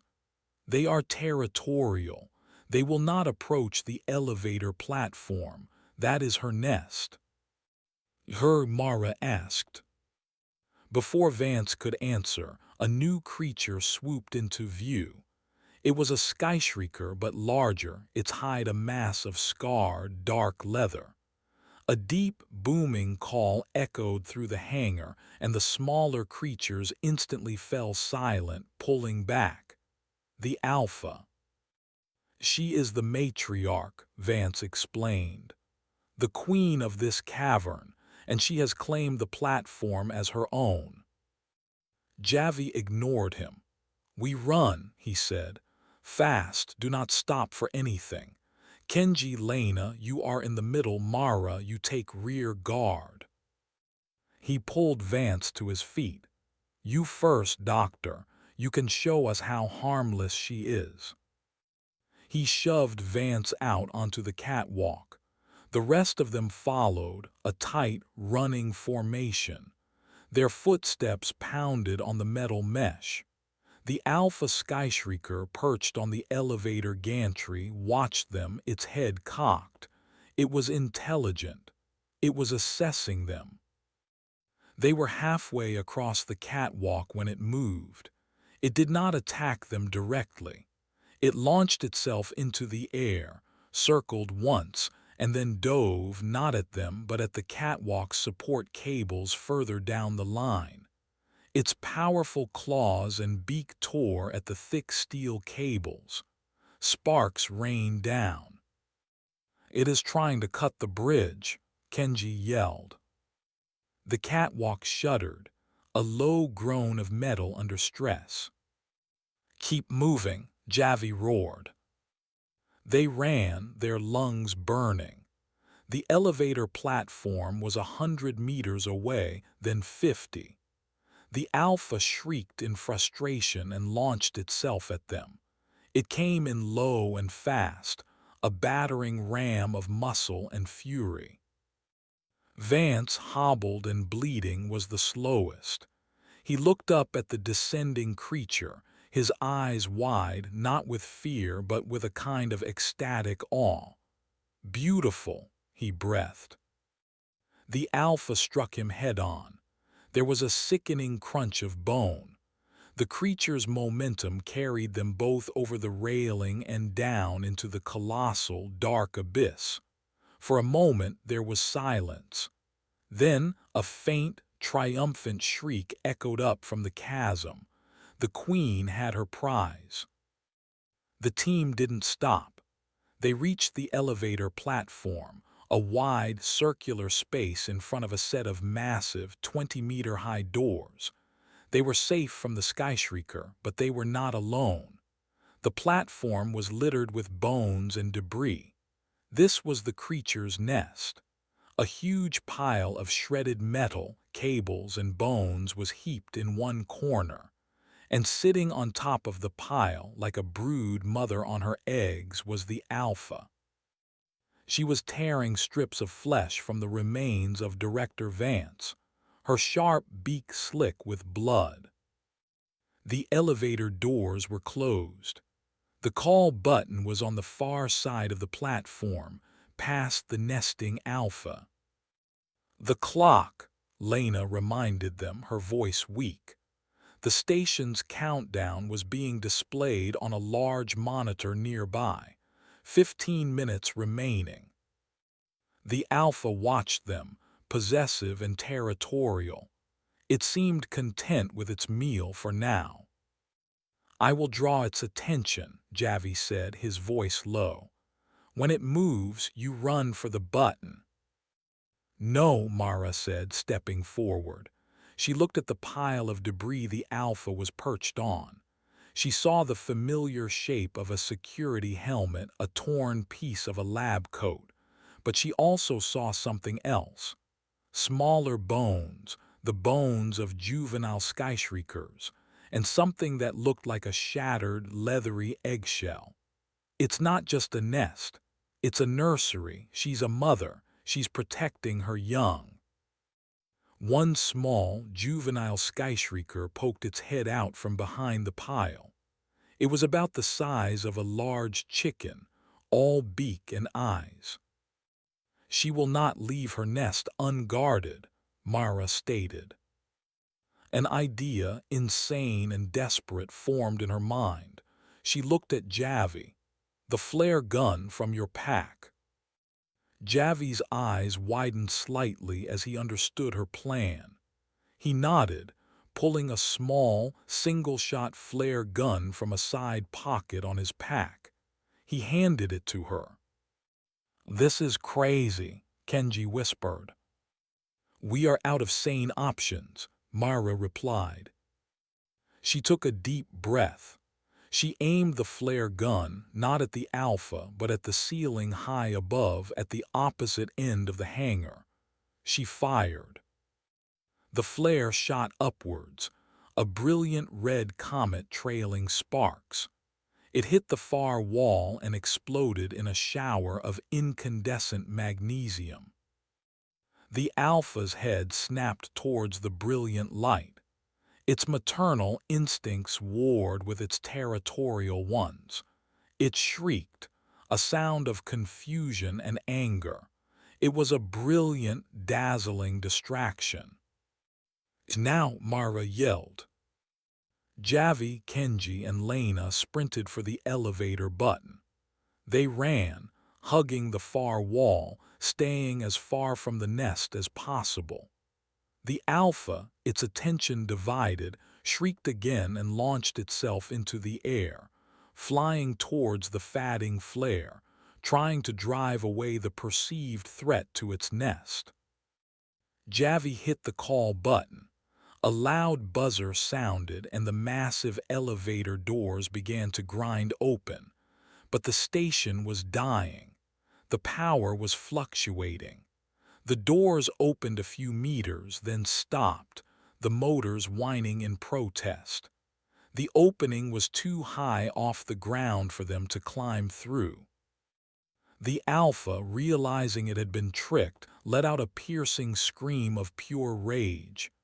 It banked, turning back towards them, its eyes fixed on Javi at the controls.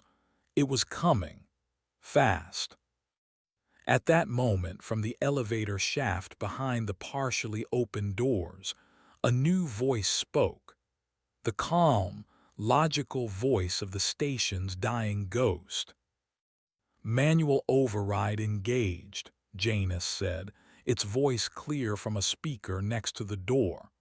"Threat analysis complete.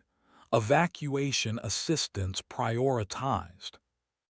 A section of the floor panel in front of the elevator doors slid away, revealing a small maintenance lift.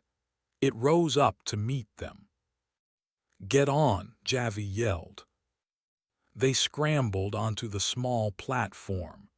The Alpha was seconds away, its claws extended, its beak open in a silent scream. The lift dropped into the main elevator car just as the skyscraper slammed into the heavy doors above them, its claws screeching on the thick metal. The main elevator doors slid shut, and with a lurch that threw them all to the floor, the car began its long, final ascent to the surface. They were rising from the grave, leaving the chaos and the monsters behind. But as they ascended, Mara looked at a small screen on the elevator wall. It showed a seismic map of the station. A massive energy reading was building in the geothermal core at the very bottom, the self-destruct. And she saw something else. A single, blinking red light on the schematic, ascending in a service shaft parallel to theirs. It was moving at the same speed as the elevator. The blur, the last one, the observer. It was escaping too. Chapter 12, The Surface. The ascent was a journey through the layers of their own ordeal. The elevator car, a surprisingly spacious chamber built for hauling heavy equipment, rose with a steady, determined groan. The only sounds were the hum of the powerful motors, the distant groaning of the dying station, and their own ragged breathing. Through a thick, reinforced window in the wall, they watched the levels of their nightmare fall away. They passed the hangar of Station Alpha, where the enraged Alpha Skyshrieker was still futilely clawing at the elevator doors. They passed the vivarium level, now a roaring inferno visible even from the shaft, a column of fire where the bone tree had been. They passed the medical and server levels, dark and silent now. They were ascending from hell, but the silence in the car was heavy, laden with the ghosts of what they had seen and done. Lena, propped up by Kenji, was looking stronger. The antitoxin had neutralized the immediate threat, but her arm was a mess of torn flesh, and exhaustion was etched onto her face. Kenji was quiet, his eyes fixed on the schematics displayed on his tablet. He was tracking the self-destruct countdown, 6 minutes remaining, and the single, parallel red light of the escaping blur. Mara leaned against the cool metal wall, the phantom agony of the defibrillator blast still echoing in her muscles. Her hand rested on the comforting weight of the pistol tucked into her waistband. She felt changed, scoured clean by the violence, a harder, colder version of herself. Javi was not resting. He stood by the window, his rifle held at a low ready, his eyes scanning the elevator shaft. He was watching the massive counterweights, the thick bundles of cables, the service ladders bolted to the wall. He was a soldier who knew that a battle is never over until the extraction is complete. "It's staying with us," Kenji announced, his voice low. He pointed to the blinking red light on his screen. "The blur, it's packing us, using a parallel access shaft." "It's smart," Javi said, his gaze fixed on the shaft wall. "It knows this is the only way out. It's waiting." "Waiting for what?" Lena asked, her voice raspy. "For the doors to open," Javi answered grimly.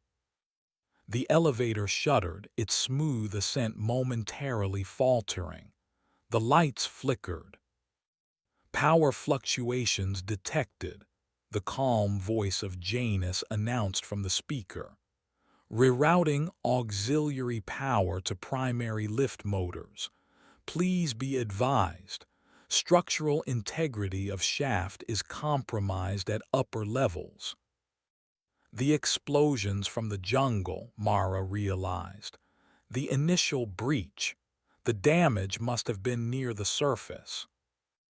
As if to confirm her words, they saw it through the window.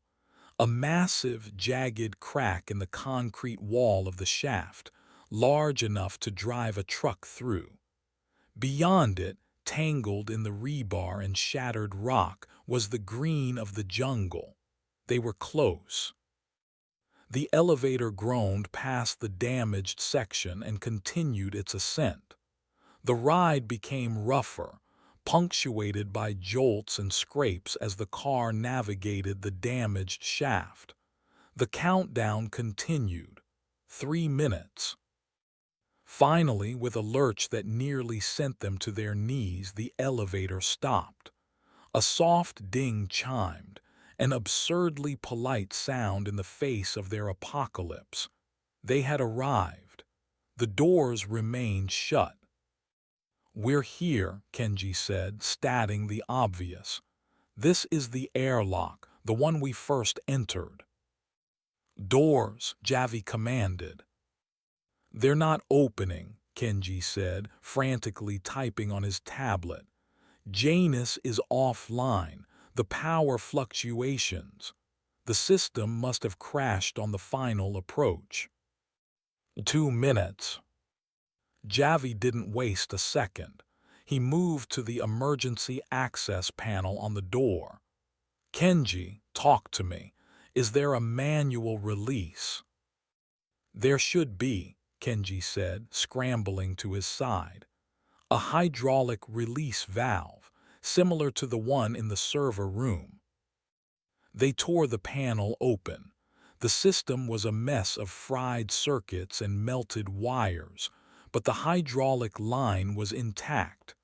"There," Kenji pointed. Javi put his hands on the heavy valve wheel. "Everyone get back," he ordered. "When this opens, be ready for anything." Mara and Lena retreated to the back of the car. Javi began to turn the wheel. It was stiff, protesting with a high-pitched squeal. The muscles in his back and shoulders bunched with the effort. 1 minute. The station below them gave a final, colossal shudder. A deep, resonant boom echoed up the shaft, a sound so powerful they felt it in their teeth. The self-destruct had initiated. The geothermal core had gone critical. "It's coming," Kenji yelled.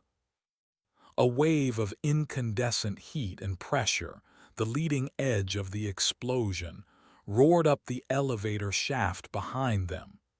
It was a physical entity, a rushing, planet-killing fireball. With a final, desperate heave, Javi wrenched the valve open. The hydraulic lock disengaged with a bang. He and Kenji threw their shoulders against the door, pushing it open just enough to squeeze through. They stumbled out into the familiar airlock chamber, the one that led to the jungle. The outer door, the one camouflaged as a rock face, was directly ahead. The roar from the elevator shaft was deafening. The fireball was rising, a miniature sun that was vaporizing everything in its path. "The outer door," Mara screamed. Kenji was already there, slapping his hand on the emergency release panel. The door was designed for this, a last-ditch evacuation. With a powerful hiss of hydraulics, the massive, rock-faced door slid open, revealing the blessed, green chaos of the jungle and the deafening roar of the upside-down waterfall. They ran.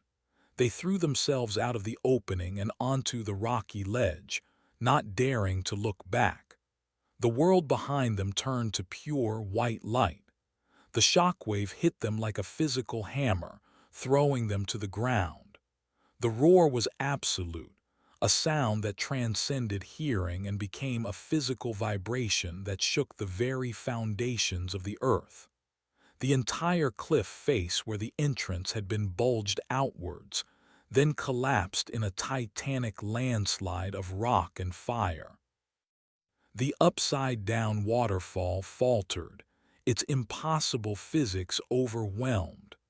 For a single, terrifying moment, the water stopped its upward surge, hung in the air, and then crashed down into the chasm with the force of a meteor strike.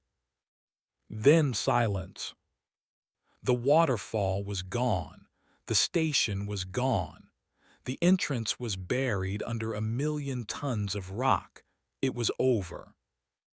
They lay on the ground, stunned, deafened, their skin scorched by the heat flash. The air smelled of burnt rock and ozone. Mara was the first to stir. She pushed herself up, her ears ringing. Her team was scattered around her, but they were alive. Lena was being shielded by Kenji. Javi was already getting to his feet, his rifle, miraculously, still in his hands. They had made it. They had survived. A movement from the edge of the new, smoking crater caught Mara's eye. A pale, sleek form pulled itself from the rubble. It was scorched, its skin peeling in places, but it was alive. The blur. It stood there 30 meters away, its posture not aggressive but watchful. Its intelligent eyes, so full of cold fury before, now held a different expression. Confusion. Loss. Its entire world, its creator, its purpose had been annihilated. It was alone, a survivor just like them. Javi raised his rifle. the movement slow and deliberate. "No," Mara said, putting a hand on his arm. "Wait." The blur looked at them. It looked at the jungle, a world it had never known.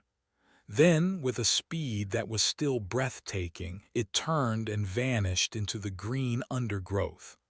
A monster, a weapon, a victim, now set loose upon the world. A problem for another day. Their own problems were more immediate. They were deep in the Amazon, with no vehicle, no contact, and a data set that could bring down one of the most powerful corporations on the planet. "Well," Kenji said, his voice shaky as he helped Lena sit up. "What now?" Javi scanned the jungle, his expression grim but resolute. "Now," he said, his voice raspy from the heat and dust, "we walk, and we pray they do not find us before we find them." They needed no explanation. Aethelgard. The corporation would already be moving to contain the situation. They would send their own teams, cleaners, the most dangerous predators of all. They were no longer just survivors. They were fugitives. They had the proof, the story that Mara had nearly died for, but getting it to the world would be their final, most dangerous test. The hunt was not over. It had just moved to a new, more complicated jungle. Chapter 13. The Cost. The sun was a physical weight. After days spent in the cold, artificial twilight of the station, the unfiltered glare of the Amazonian afternoon was blinding, brutal. The air, which had once seemed so thick and heavy, now felt thin and clean in their scorched lungs. They stood on the edge of the massive, smoking scar in the earth that had once been the entrance to La Garganta del Diablo, 4 survivors at the end of the world.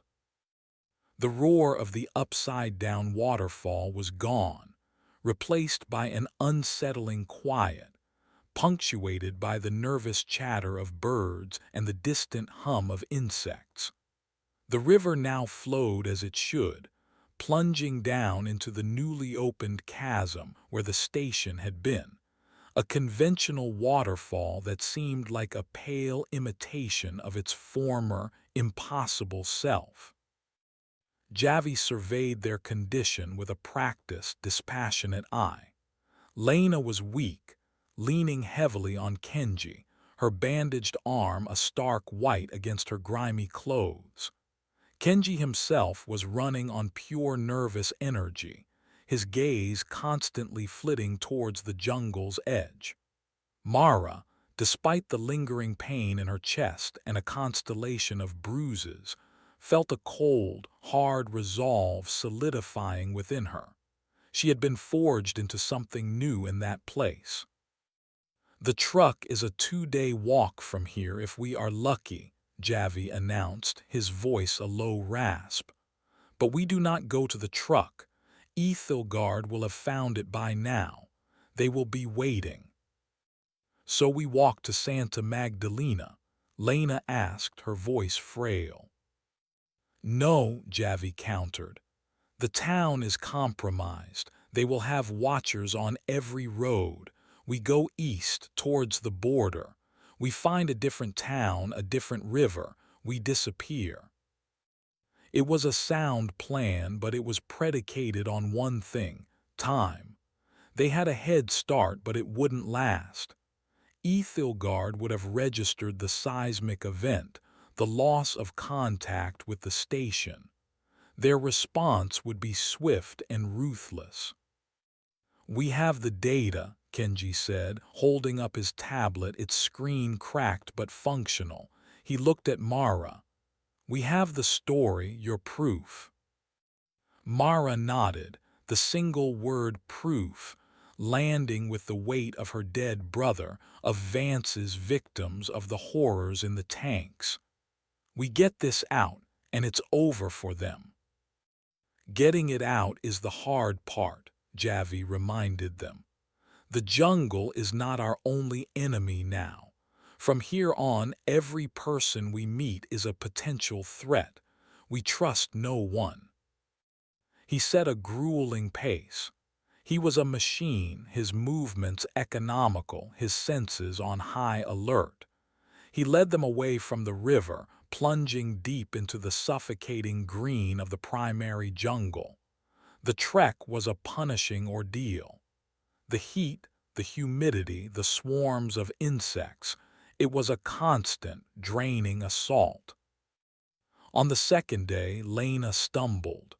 Her fever had returned and the wound on her arm, despite the antitoxin, was badly infected. She could go no further. They made a crude camp in a small clearing, hidden beneath the dense canopy. "I am a liability," she said, her voice tight with frustration as Mara changed her dressing. The flesh around the claw marks was swollen and discolored. "You should leave me." "We leave no one behind," Javi stated from the edge of the camp, where he was rigging a series of simple but deadly tripwire traps. His words were flat, a declaration of policy, not sentiment. They knew they couldn't stay. They were losing time. That night, as Mara and Javi kept watch, the silence of the jungle was broken by a sound that chilled them to the bone, the distant, rhythmic thump-thump-thump of a helicopter. It was flying low, its searchlight cutting a white swath through the canopy a few kilometers to the west. Aethelgard's hunters were closing in.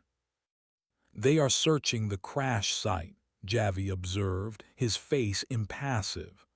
"They will find the tracks of 4 survivors. They will follow." The next morning, Lena was delirious. They had a choice to make, a terrible, unspoken decision that hung heavy in the air. It was Kenji who made it. "There is a village," he said, pointing to a location on his tablet's map. He had been cross-referencing their position with satellite imagery. "A missionary outpost, less than 10 kilometers from here. They will have a doctor, a radio." "It's a risk," Javi countered immediately. "A radio call can be traced. The missionaries could be on Aethelgard's payroll." "It's a risk we have to take," Mara said, looking at Lena's pale, sweating face. "If we don't, she dies. And everything we did, everything we sacrificed, dies with her." Javi held her gaze for a long moment, then gave a curt, reluctant nod. The human cost had finally outweighed the tactical risk. They fashioned a makeshift stretcher and carried Lena through the jungle. It was a slow, agonizing journey. They reached the village at dusk. It was a small, sad-looking place, a handful of wooden huts surrounding a tin-roofed church and a medical clinic. An old, tired-looking priest greeted them, his eyes widening at the sight of Lena's arm and their general state. Dr. Aaron, a volunteer from Doctors Without Borders, was a young, capable woman who worked with quiet efficiency. She stabilized Lena, administering powerful antibiotics and cleaning the wound properly. As she worked, she asked questions. A boating accident, they told her, a lie that felt flimsy and transparent. The outpost had a shortwave radio. While Dr. Aaron worked on Lena, Kenji and Mara went with the priest to the small radio shack. "Who do you need to call?" the priest asked, his expression one of gentle concern. This was the critical moment. Calling the authorities was useless. Aethelgard had governments in their pocket. Calling a news agency was a risk. The call would be intercepted before the story could ever be verified. Mara had one contact she could trust, a former mentor, a grizzled, paranoid editor named David Chen, who ran a small, independent and fiercely aggressive news organization from a basement in Hong Kong. He was a digital ghost, an expert in encryption and secure data transfer. "Give me the frequency," Kenji said to Mara. She gave it to him from memory. Kenji worked his magic, routing the signal through a series of encrypted relays, bouncing it off satellites in 3 different continents. It was the most secure call he could make under the circumstances. "It will not be instantaneous," he warned, "but it will be hard to trace." The call went through. David's voice, gravelly and impatient, crackled over the speaker. "Who is this?" "It's Mara Kovach, David." There was a stunned silence. "Mara, my God, we thought you were dead. Where are you?" "That's not important," she said, her voice urgent.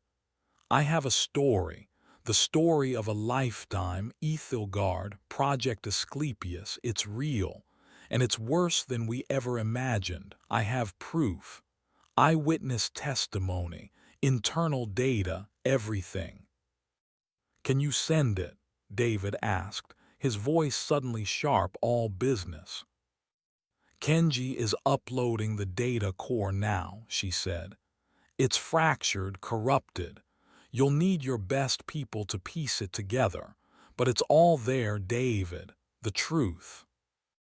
The upload began, a slow, agonizing trickle of data. As the progress bar crawled across Kenji's screen, Mara saw Javi appear at the door of the shack. His face was grim. "We have company," he said.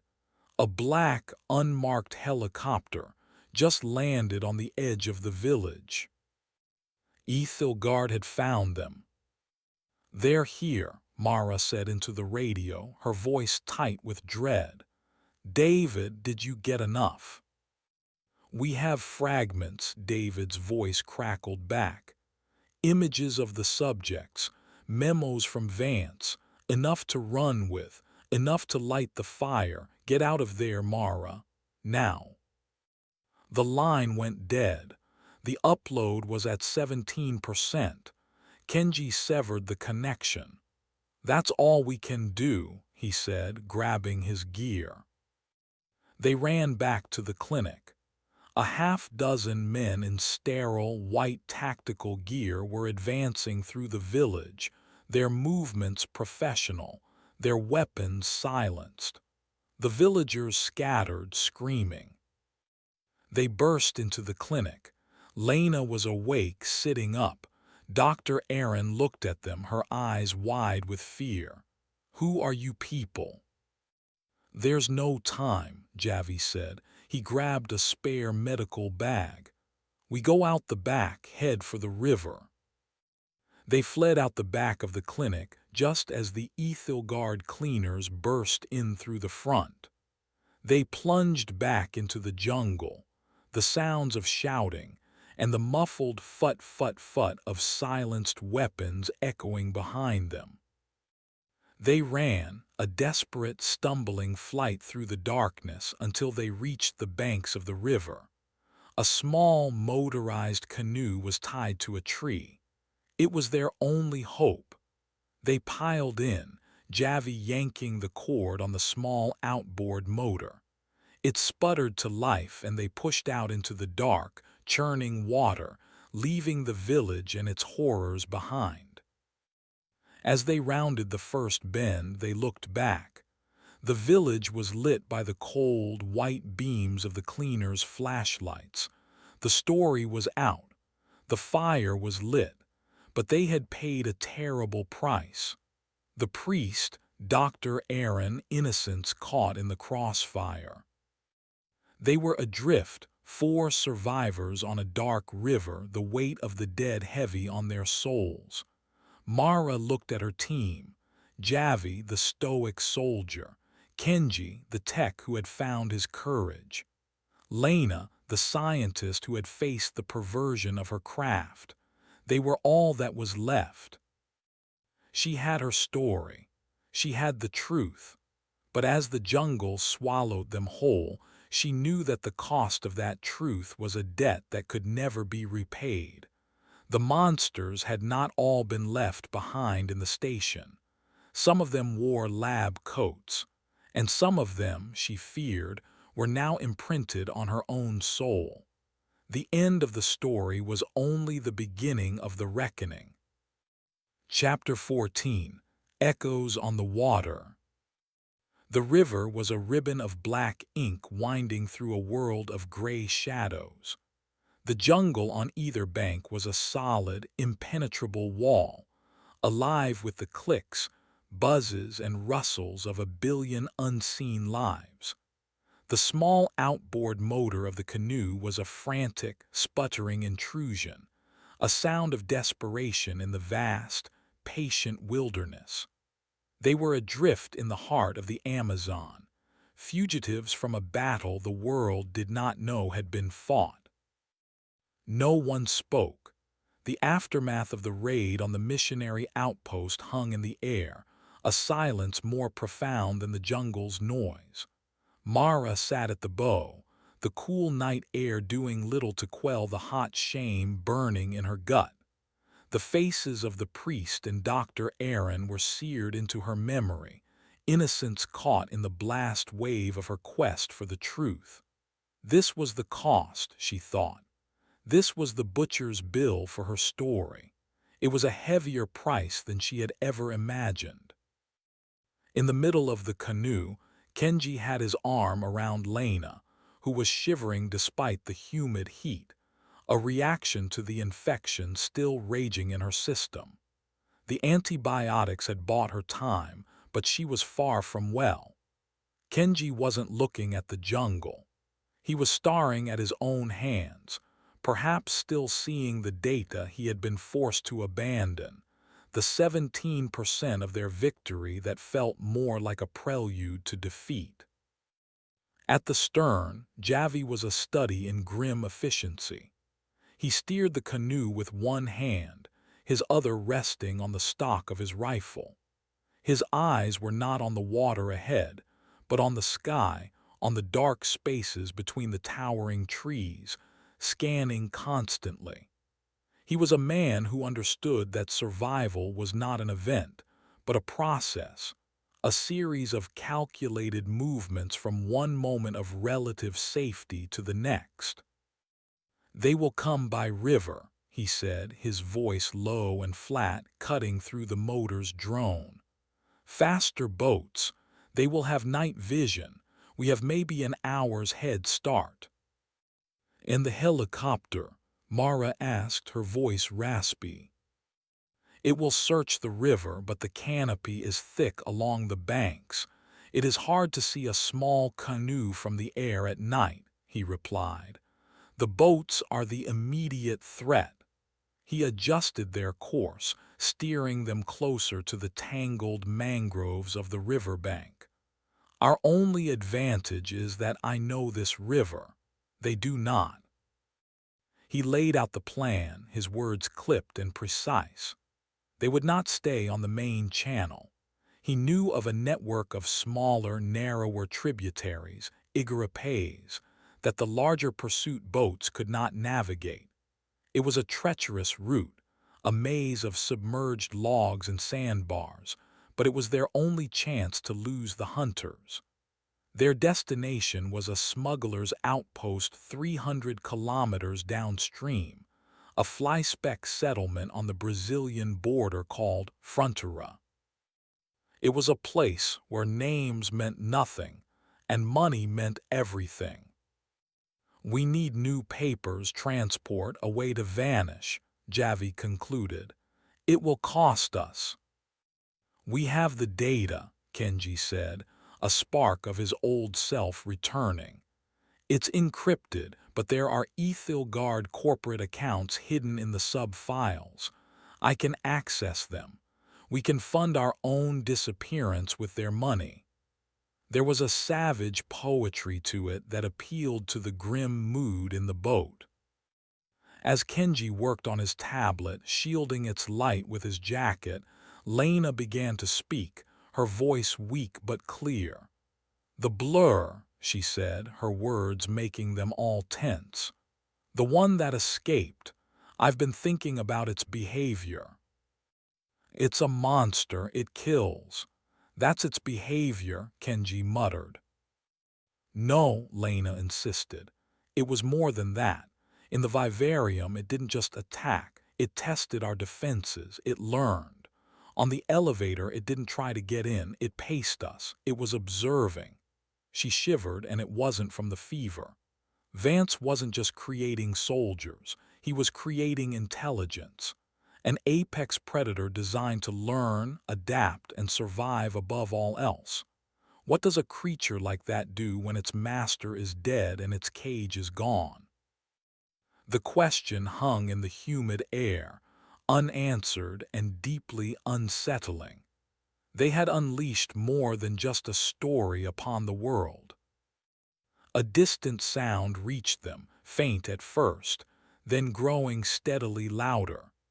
It was the deep, throaty roar of a high-performance engine, a sound that did not belong in this wilderness. "Boat," Javi stated, his body going rigid. "One, maybe two, coming fast." He yanked the tiller, swinging their small canoe sharply to the right, aiming for a dark, narrow opening in the riverbank that was almost completely hidden by hanging vines. They plunged into the tributary, the sudden canopy overhead swallowing the moonlight and plunging them into absolute blackness. Javi cut the motor. The sudden silence was terrifying. They were adrift in the dark, the black water lapping at the sides of the canoe. The roar of the pursuit boats grew louder, thundering past their position on the main river. The wash from their passage rocked the small canoe violently. Mara held her breath, convinced they would be spotted. But the boats sped on, their engines receding into the distance. They had bought themselves a few moments. "They will double back when they don't find us," Javi whispered, his voice a ghost in the darkness. "They will check the tributaries. We have to keep moving." He did not restart the motor. He picked up a paddle and began to propel them silently through the twisting, narrow waterway. The air was thick with the smell of mud and decay. Unseen things slid into the water as they passed. A pair of glowing yellow eyes watched them from the bank, then vanished. They paddled for an hour, their muscles burning, their nerves stretched to the breaking point. Then they heard it again. The sound of an engine much closer this time, a low idling motor at the mouth of the tributary. They were blocked in. "They've left one behind to guard the entrance," Javi whispered. "We can't go back." He steered the canoe towards the bank, into a thicket of half-submerged trees. "Out," he commanded softly. "Leave everything but the packs and the weapons." They slid out of the canoe into the waist-deep, tepid water. The mud sucked at their boots, trying to pull them under. They waded to the shore, a slippery, mud-caked bank that rose steeply into the jungle. They scrambled up, clawing for handholds on roots and vines, until they were back on solid, if treacherous, ground. They looked back. A spotlight from the Aethelgard boat cut through the darkness, its beam sweeping across the water, getting closer to their abandoned canoe. "This way," Javi breathed, and led them once more into the suffocating, indifferent embrace of the jungle. They were on foot again, with their enemies behind them and 100 kilometers of hostile wilderness between them and the fragile hope of Frontera. Their escape was not a single act, but a series of desperate, nested flights, each one narrower and more costly than the last. Chapter 15: The Concrete Jungle. The jungle gave way to civilization not with a clean break, but with a slow, septic corruption. First came the signs of logging, the stumps of ancient trees like open wounds in the earth. Then came the trash, plastic bags and bottles snagged on thorn bushes. Finally, the sounds changed. The organic chorus of the jungle was gradually replaced by the barking of dogs, the distant whine of a two-stroke engine, and the low thrum of a diesel generator. After 5 days of walking, of hiding, of near starvation, they had reached the outskirts of Frontera. Frontera was not a town, it was a wound. A sprawling, chaotic settlement of cinder-block buildings and corrugated tin shacks clinging to the riverbank, festering under the relentless sun. It was a place built on contraband, drugs, weapons, people. The air smelled of diesel fumes, cheap frying oil, and desperation. For the 4 survivors, it was the most beautiful thing they had ever seen. They limped into the town's sprawling, muddy market, a chaotic swirl of humanity. The noise, the smells, the sheer press of people was a physical assault after the solitude of the jungle. They were ghosts at the feast, their gaunt faces, torn clothes, and haunted eyes setting them apart from the rough, hardened locals. They were prey, and this new jungle had a different class of predator. "We need a room," Javi said, his eyes constantly moving, scanning every face, every rooftop. "Somewhere to ground ourselves. Kenji, Mara, you take Lena. Get a room at the Hotel Estrella. It's a dive, but the owner is blind in one eye and doesn't ask questions. Stay there. Do not leave the room for any reason. I will go make contact." He pressed a wad of damp cash into Mara's hand. They separated, melting into the crowd. Finding the hotel was easy. It was a decrepit 3-story building that looked like it was held up by sheer willpower. The room was small, stifling, with a single wobbling fan and a mattress that smelled of mildew. To them, it was a palace. While Lena, weak but lucid, finally slept on a real bed, Kenji sat in a corner and went to work. He managed to tap into the town's weak, intermittent satellite internet. "The story is out there," he whispered, showing Mara the screen of his tablet. She saw a handful of articles, mostly from independent journalists and blogs David Chen had fed the information to. Unconfirmed reports of corporate malfeasance, whistleblower claims of illegal human trials. Aethelgard's response was swift and overwhelming. A slick, corporate statement appeared on every major news outlet, dismissing the claims as baseless, malicious fiction from a disgruntled former employee. They produced a digitally aged photo of Dr. Marcus Cole, labeling him an unstable conspiracy theorist.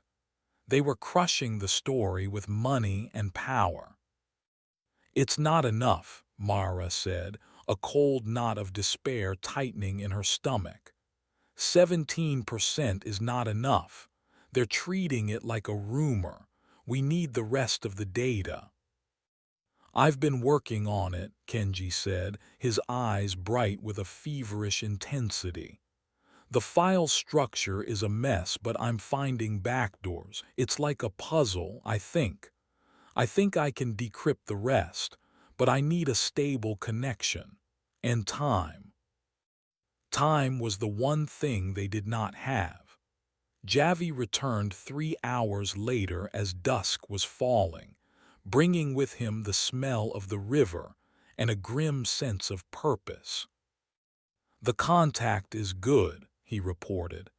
"An ex-legionnaire named Rico. He runs a logistics business. For the right price, he can get us a private flight out of a dirt strip 2 hours from here. New papers, clean passports. We can be in a non-extradition country in Asia in 48 hours. "What's the price?" Mara asked. "Everything we have, and everything Kenji can pull from Aethelgard's accounts." The meet was set for midnight in a cantina by the docks called El Fin del Mundo, the end of the world. It was a fitting location. They left Lena sleeping in the locked hotel room and moved through the town's dark, narrow streets. The cantina was loud, filled with rough-looking men and thick with cigarette smoke. Rico was a mountain of a man with a scarred face and a surprisingly gentle handshake. He led them to a back room. The deal was quick, professional. Kenji transferred the funds. Rico produced a set of passable passports and a plan. It was almost too smooth. As they were about to leave, Javi paused. He looked at Rico. "We're being hunted by a corporation, professional cleaners." Rico's expression didn't change. "Everyone in Frontera is being hunted by someone," he said with a shrug. "This changes the price." Suddenly, from the main bar, a glass shattered. It was followed by a shout, then the sound of a struggle. Javi, Mara, and Kenji drew their weapons instinctively. Rico pulled a heavy pistol from the back of his pants. "It seems your friends have arrived," Rico said, his voice calm. He gestured to a boarded-up window. "My establishment has multiple exits for just such an occasion." He kicked the boards out of the window frame, revealing a dark alley that led to the docks. "Go. My truck is at the end of the pier. Blue Isuzu. The keys are under the mat. My price now includes a 5-minute head start. Do not disappoint me." They scrambled out the window. As they ran down the dark, rickety pier, Mara looked back.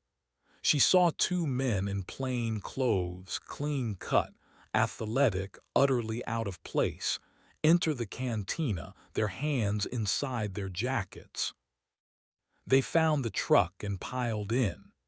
Javi hot-wired it when the keys weren't there, Rico's final, cynical joke, and they sped away from the docks, leaving the chaos of Frontera behind. They stopped only once, to retrieve a still-sleeping Lena from the hotel, before roaring off into the darkness towards the promised airstrip. In the back of the bouncing truck, Kenji worked furiously on his tablet, siphoning power from the truck's battery. "I'm in," he whispered, his face awash in the screen's glow. "The rest of the data it's decrypting. The complete subject files, Vance's private logs, the financials, everything." Mara felt a surge of triumph. This was it, the final weapon. Then Kenji's face went pale. "Oh no." "What is it?" Mara asked, leaning closer. He pointed to a file he had just opened. It wasn't a log or a financial record. It was a tracking program, a subcutaneous beacon. The file showed 3 active signals. One was a rapidly cooling signal, last registered at the bottom of the chasm, Director Vance. The other 2 were strong, active, and they were inside the truck with them. "The injections," Lena's voice was a horrified whisper from the corner. "When Dr. Aaron treated my arm, when she gave me the antibiotics, The cleaners must have gotten to the medical supplies. They tagged us. They had been broadcasting their location for the last 12 hours. The cleaners in Frontera weren't lucky. They had been following a homing beacon. Their escape was an illusion. As this realization dawned, Javi slammed on the brakes. The truck skidded to a halt in the middle of the dark jungle road. Ahead of them, blocking the path, was a black, unmarked helicopter, its landing lights flaring to life, pinning them like insects. Men in white tactical gear were rappelling down, forming a perimeter. Behind them, two sets of headlights appeared, boxing them in. They were trapped. The hunt was over. From the helicopter, a figure descended. Not a soldier, but a woman in a sharp business suit. She walked towards them, her expression calm and businesslike. "Mara Kavech," she called out, her voice amplified by a loudspeaker. "My name is Ms. Ives. I represent Aethelgard's board of directors. We would like to offer you a deal." Checkmate. There was no escape. But as Mara looked at the tablet in Kenji's hands, at the fully decrypted data, at the truth of hundreds of lives ruined and monstrously transformed, she knew one thing. A deal was not on the table. There was only the cost, and she was ready to make them pay it. Chapter 16. The Price of a Soul. The world had shrunk to this single stretch of dirt road, caught between the blinding glare of the helicopter's landing lights and the cold, steady beams of the trucks behind them. The air was thick with the smell of diesel and the low, menacing hum of the helicopter's turbines. Ms. Ives stood in the halo of light, a silhouette of corporate power, her voice amplified, unnatural, and utterly calm. This was not an ambush. It was a business transaction. "The board sends its regrets concerning the actions of Director Vance," Ives stated, her tone as sterile as a contract's fine print. "He was a brilliant man, but his methods became inefficient. His loss is a regrettable but necessary corporate restructuring. What he created, however, is not. The Panacea project is too valuable to be abandoned." She took a step closer, her heels crunching on the gravel. The white-suited cleaners remained motionless, a perimeter of silent, lethal statues. "The data you possess is the key to that project's future," Ives continued. "A future under proper, stable management. We are prepared to offer you a place in that future. Dr. Sorensen, a lead research role with oversight you could only dream of. Mr. Tanaka, a position at the head of our new cybersecurity division. Mr. Mendoza, a permanent, lucrative contract to head our global security detail. And Ms. Kavach. You will be given the resources to build a new media empire, one that understands the importance of discretion and partnership. You will have everything you ever wanted. All we ask in return is the data and your silence." It was the devil's own bargain. Not a bribe of simple money, but a seductive offer of power, of purpose. An invitation to become part of the machine they had fought so hard to destroy. Mara looked at her team. She saw the flicker of temptation in Kenji's exhausted eyes, the profound weariness in Lena's. But it was Javi who caught her gaze. His expression was unreadable, but she saw the slight shake of his head. He knew what she knew. This wasn't a deal, it was assimilation. "No," Mara said, her voice clear and strong, without need for amplification. Ives's pleasant expression did not falter.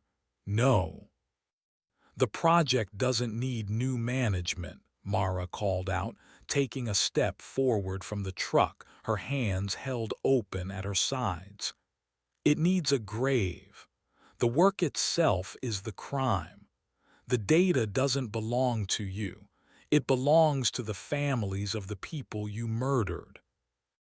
Ives sighed, a sound of faint disappointment as if a promising negotiation had soured.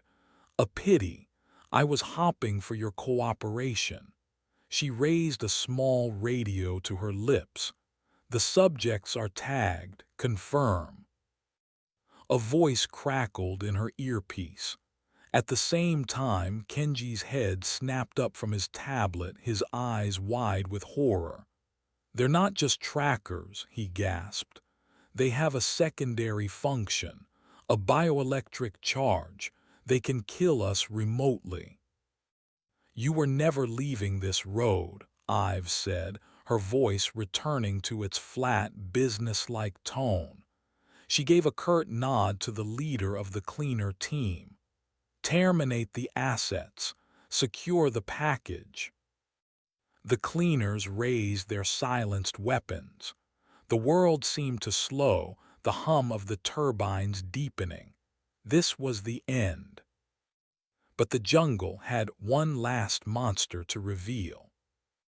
From the impenetrable darkness at the side of the road, something exploded into the light. It was a pale, scarred streak of impossible speed, a nightmare of sinew and rage. The blur. It was not attacking the protagonists. It slammed into the line of Aethelgard cleaners with the force of a runaway train. The silent professionalism of the cleaners shattered into screams of shock and pain. The creature was a whirlwind of claws and teeth, a living blender tearing through the white-clad figures. It was not hunting for food. It was exterminating its former jailers, its movements fueled by a cold, intelligent fury.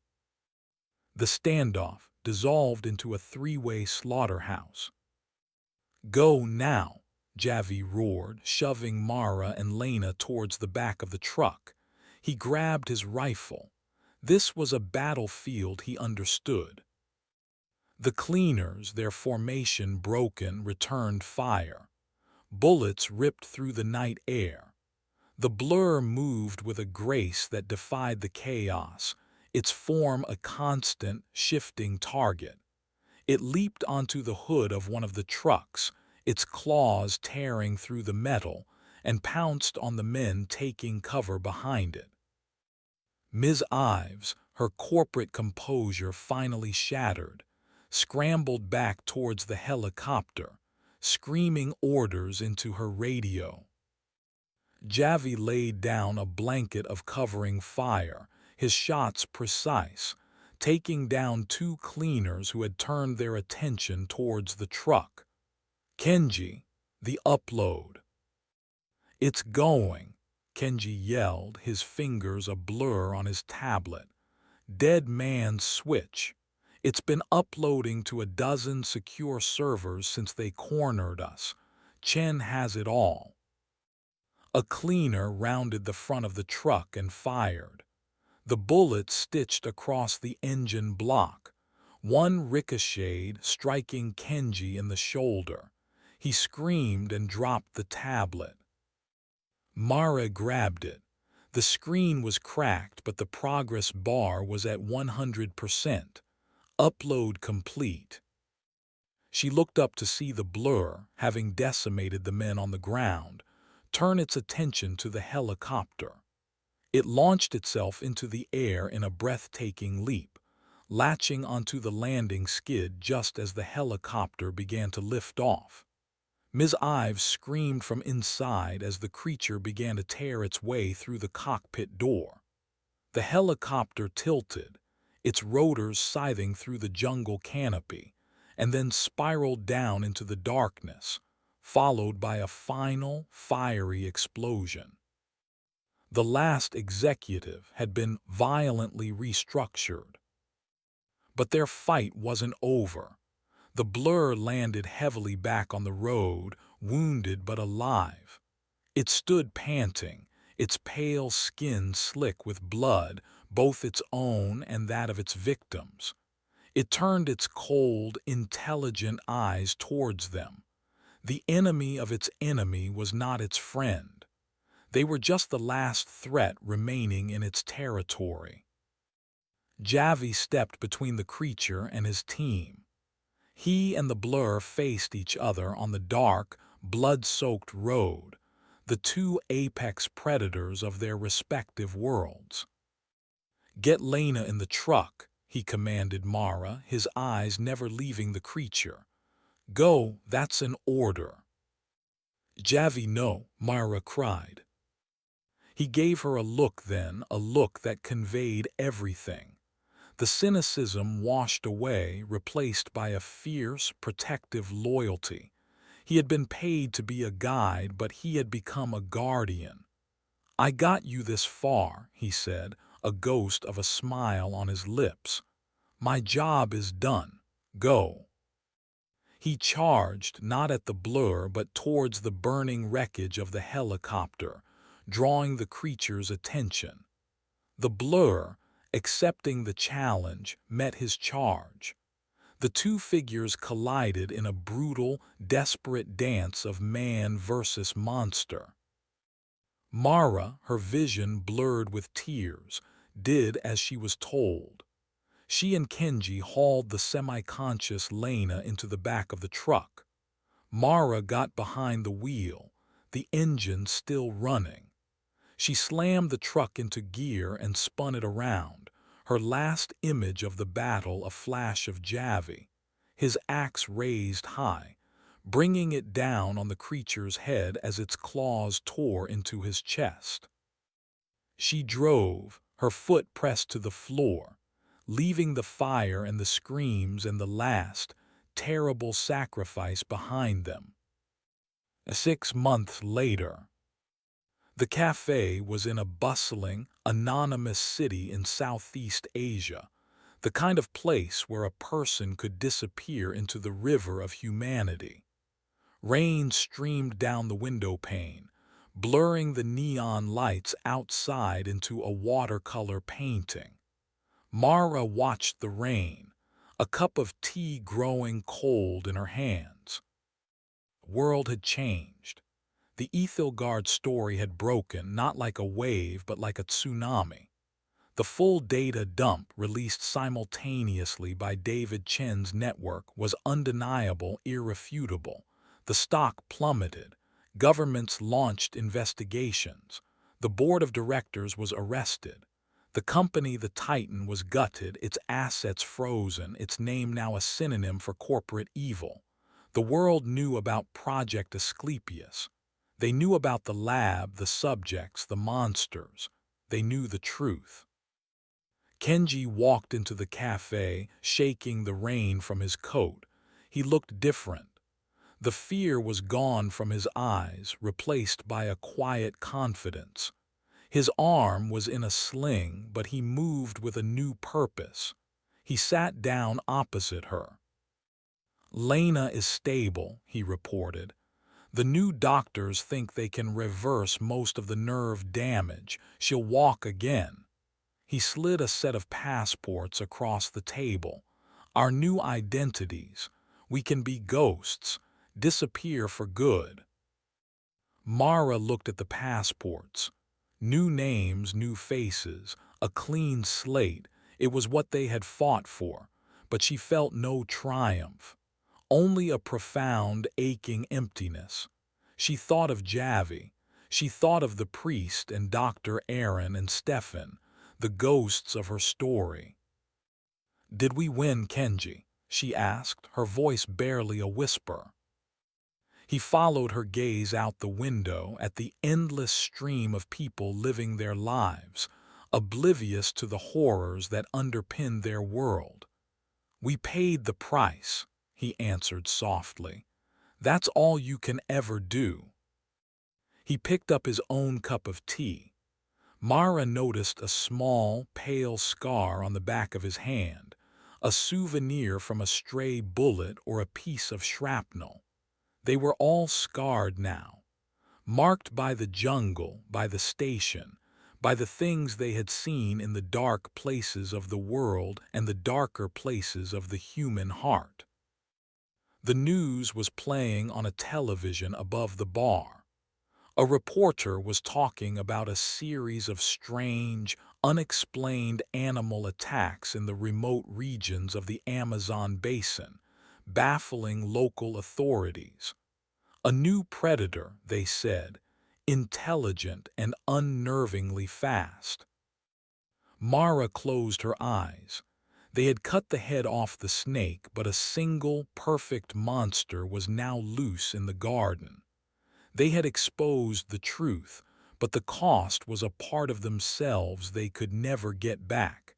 They had survived, and now, for the rest of their lives, they would have to learn to live with the echoes. The end.